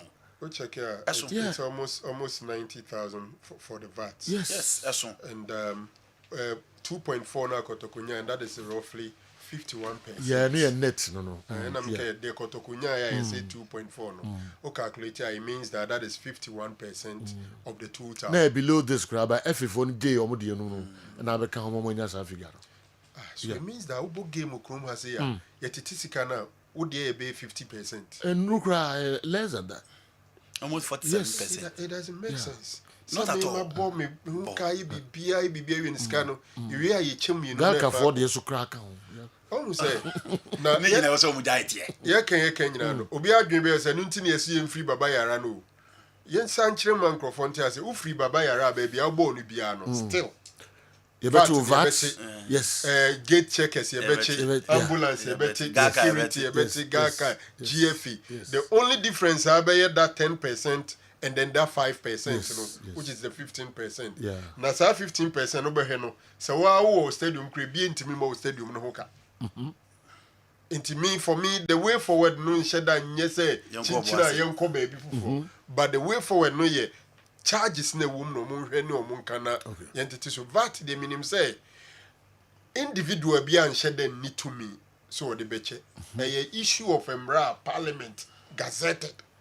So also be reduced there. I just have buying also no epe no ma famra kwan so say bia ye tiswama football clubs because statutory tax like this no it's not easy for anybody. There go be to me fan anon tiso. Say be Ghana man penny crap so ya uni say to me no because our core parliament near gia to na bia. We are the grand and Canadian one. I say there's also person where there over 2/3 majority. Some person where there 2 seconds now. I'm the contract will be anyhow. Yes. Don't bother to be anyhow no my no. Fast. The person the boy football so big. Yes. Then temper 17 no more the above 8, you know. Yeah. No more the above 8. For sports then kwana boa. So say through 18 cra. Then 17.5. Almost 18. You know what this say. Too much for the clubs. Absolutely. 90,000. Yes. Absolutely. And says Kawi, this is the biggest money Kotoko can get in the entire season. Because House of Oak is their biggest game. Yes. All other games, Utiye and Abinya half of this amount. You ask yourself, what's the cost of one player? Into biggest take home near 240,000 Ghana cedis. Are serious? Very serious. Very serious. Because your countries will be government and cushion clubs. And I'm what? Yes. Rwanda, they are supported by the municipal and then the district assembly. Now, Nigeria, state, no. Yes, and also boa clubs. But clubs in Yashi. That's almost before music and Nina Sasa Vata. And so I drink. You know, I'm buying your criminal to Zoom to Confess in Biama. Oh, there is a twice a year tax. Okay. And 20 crooms. So I didn't so be to my cousin. Yes, all Montiso. Into crom now theatre. Yes, all Montiso. We won't have man or you too. Preach on. No, the ball is the ball is in your court. It is a professor, you too. A tournament down to an Azum Teatrona. A hiding. A so into tax and a tour so be a chair. The only thing is, we do baby now, has a what you are to Ubingo Ditono. Oh, we due to a papa, and no name for problem. Oh, cream. Man flow. What did you do? Generate you. Oh, Benjasa. And then, get you everyone. Oh, you know, I go for Dink for 2 Chroma say, what you ran was him. What you ran? Operation Recover or Luton. Okay. Okay, and now okay. NDC. Don't so Operation Recover All Loot. It's something I support. If indeed, so be a farm born is well loot to obey. Buy the cheapest on try so bit me recover. Yeah. Nazinyame na dumo to me recover bia. No abokoya to was a well be riano. Oba won so ebeje. Yeah. So, yeah. Because Crawford tia to ake say, you know, me tia me to a me tia ukruma nyako. Crawford did to one sa. I dream. Would do to an I am show. Me to one yedin is apart from Sika, physical, you know, the land, Papa, what prime areas in my Jaffa.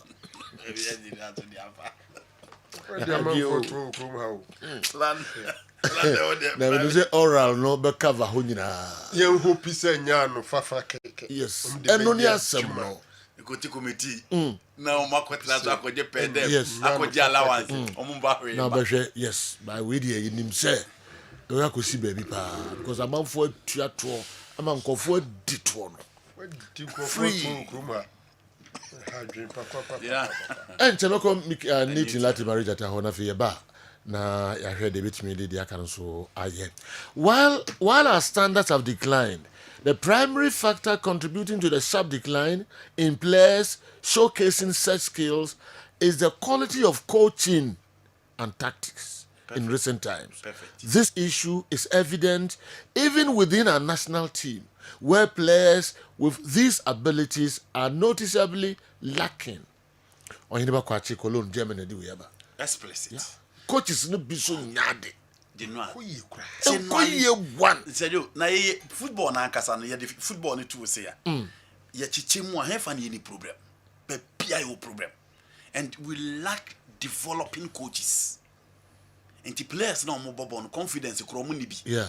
Because any manager know a showboat team they say who show flair, skill, who antis no. Only confidence emfa. So when you coach ya obeka say bo, e say kura bo, and me na me say boy no kura won't member.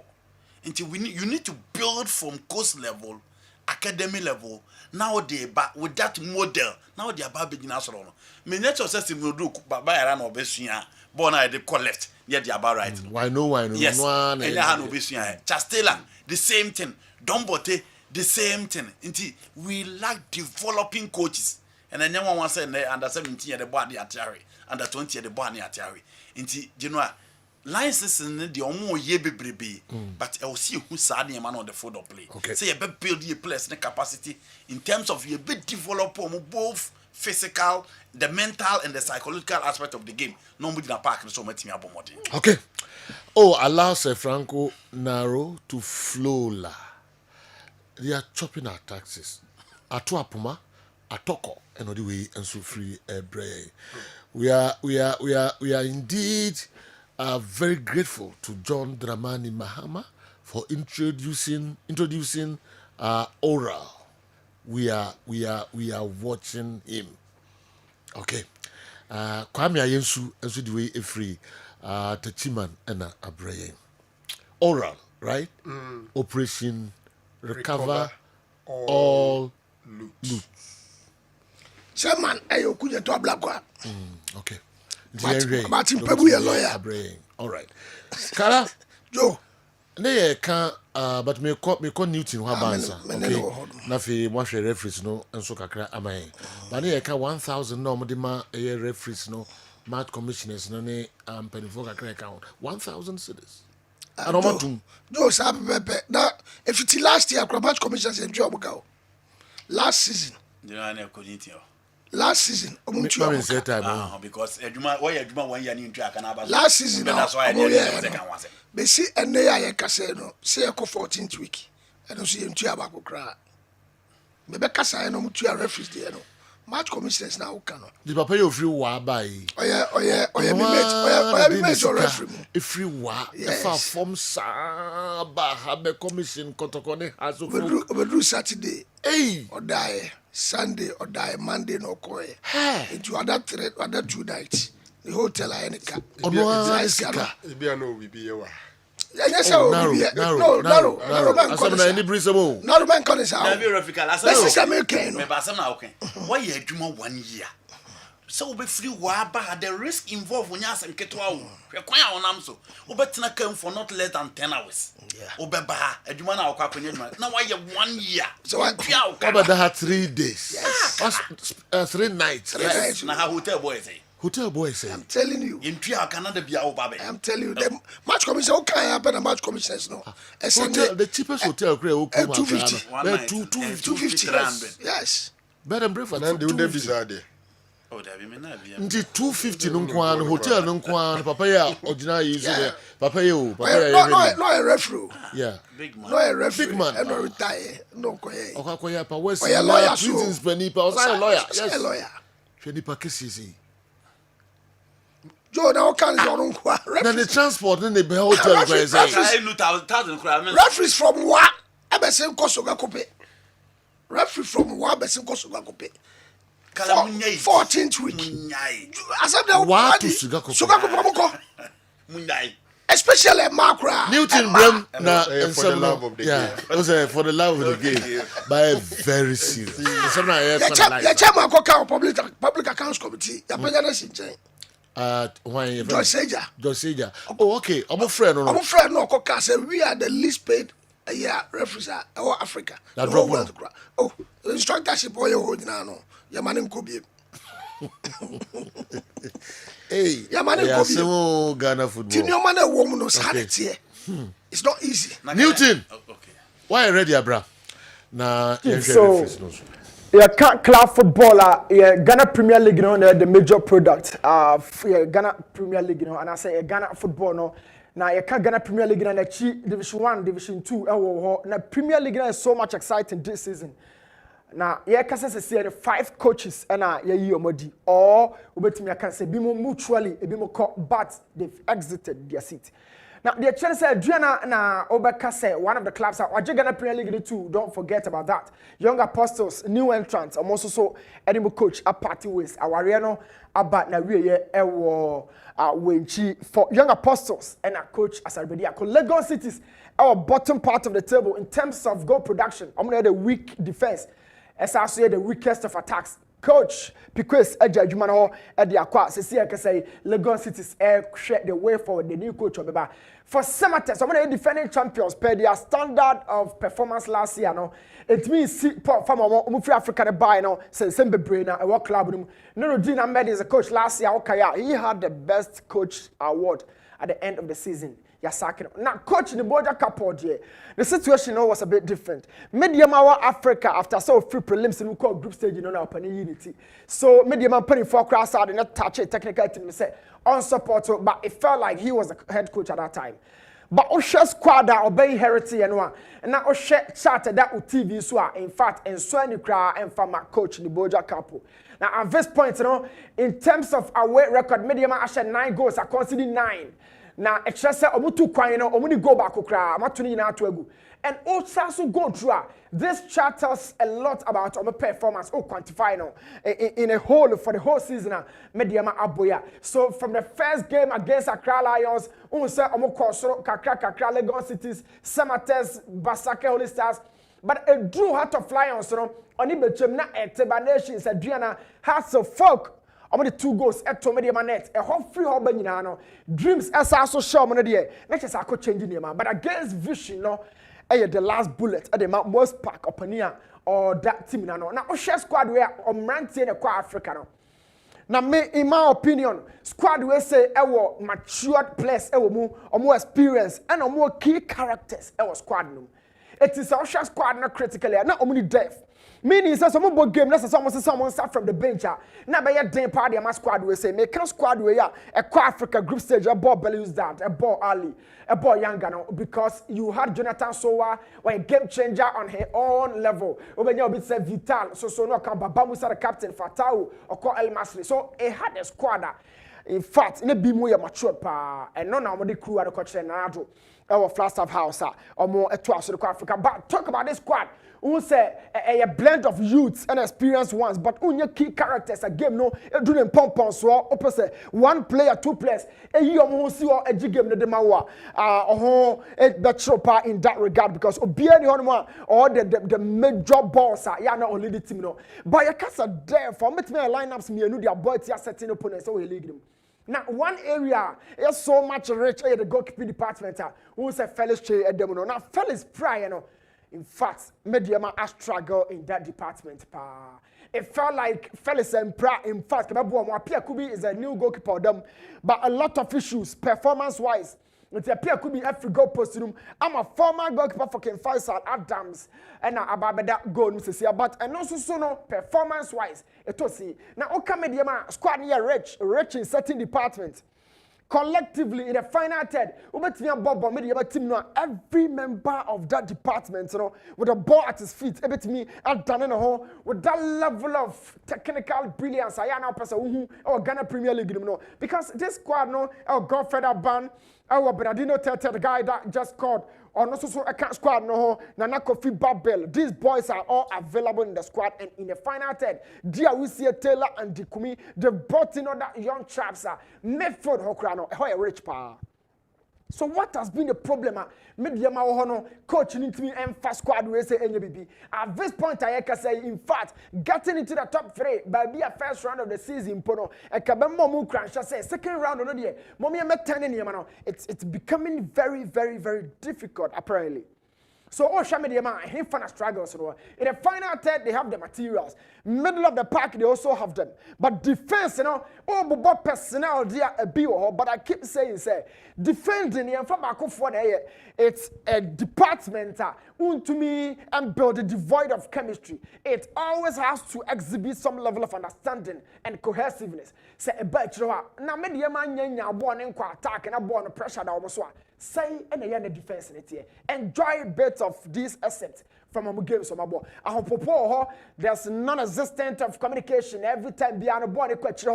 Also be struggle from the goalkeeper back to the defensive structure led by Nutritional our court national camp.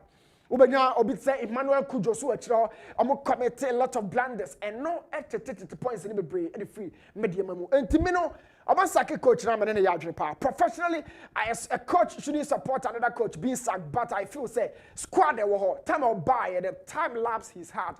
In my opinion, yes, I can know. Now the details of it, I keep saying say the micro part of the game no na who the so goalkeeping department no a media pa. Goalkeeper no more than me Pierre Kubi.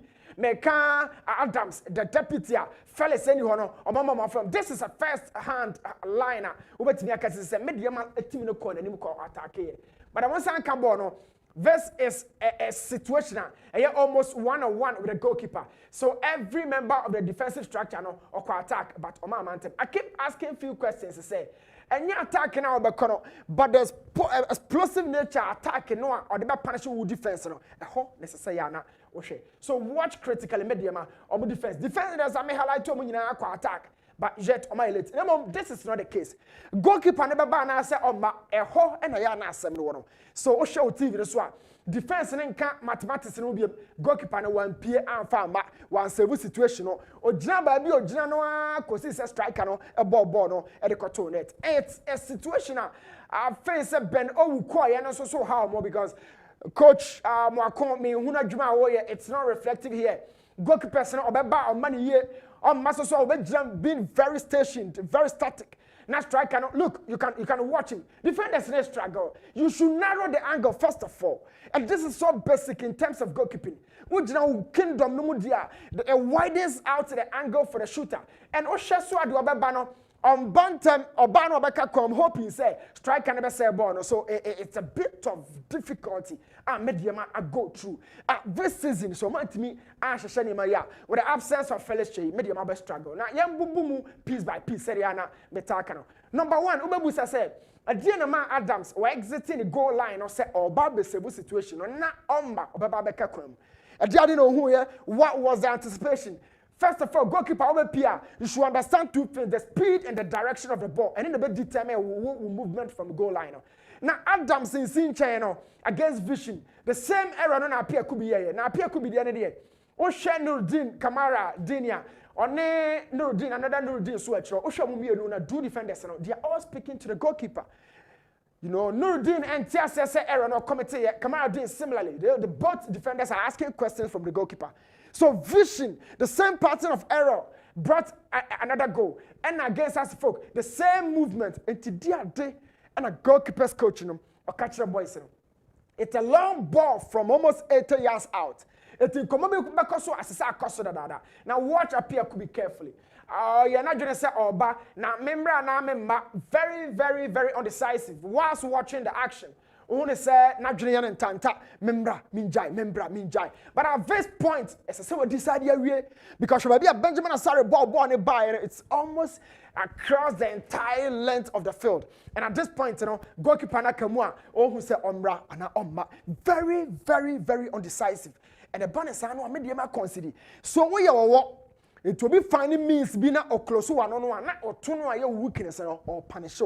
Mediama has the bites in the final third, but very, very jittery at their defense. And a consumer, regardless of the goalkeeper of Babadam, because at this point, Obakan Felix Che Onyamaye, it appears to be better, he lost balance, he lost footing, and conceded this goal.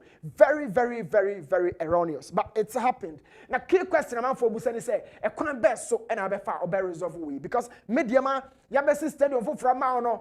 In fact, Obiani or my better said this error so non to us, and I feel that so my coach Nadia. In fact, and one or critical situation, also another thing. There's always a way I go keep an over now, Osha situation where they are general. And yeah, question a situation in defenders and also. I'm going to answer on the striker, but goalkeeper needs a higher day.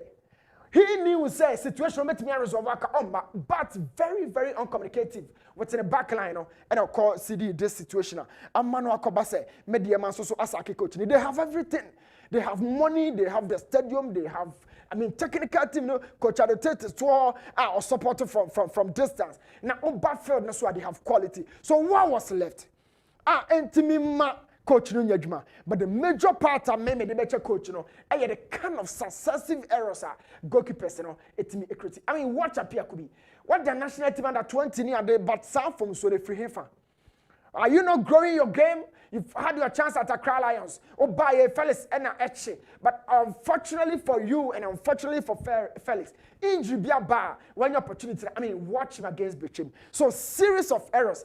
What mediama, especially from the goalkeeper department. I'm sure the major prayer, one prayer, and they said Felix Che as soon as possible. Now what me about rescue situation. Goalkeeping department, and yeah, good for mediama. But there are other things as I said, you boom piece by piece. Now you free honomo, a correfigala aquaba. What you can call a honomo acquire analysis. Now me show you.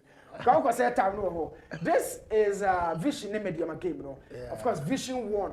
Na emu sense no edoso ye referee for the bia from so back me no oba no beka ye ntu o ka ye mo musika na dwuma no it has to the outcome of that money has to reflect. Now watch this goal say e go a na waka enye go a na ye kwe ni me bre no eni ho bebre sa it was a short kick from Vision and media keeper Adams e pie say oba na ball no koto net na referee apagya ne nsa ba akwi person che say offside bi a show ref yan cheche mu kakra bi from one girl no.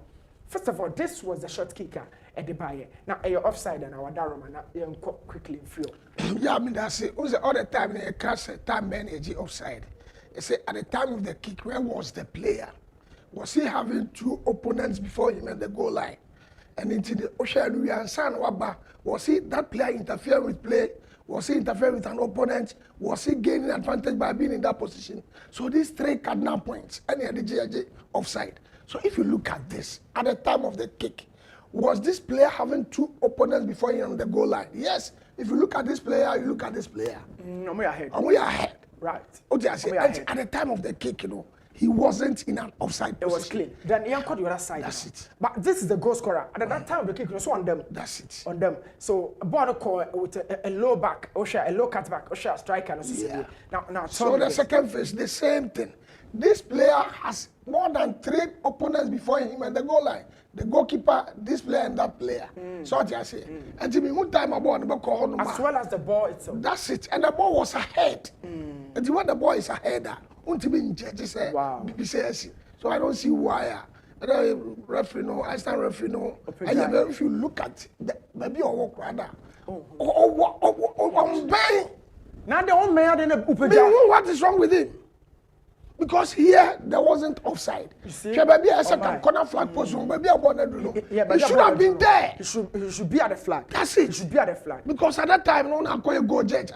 There your referee. So why is he late? Yet already flagging. That is the problem. That is the problem. It shouldn't be a problem because I don't have changed. I don't be kind of because one. But who they are not for more.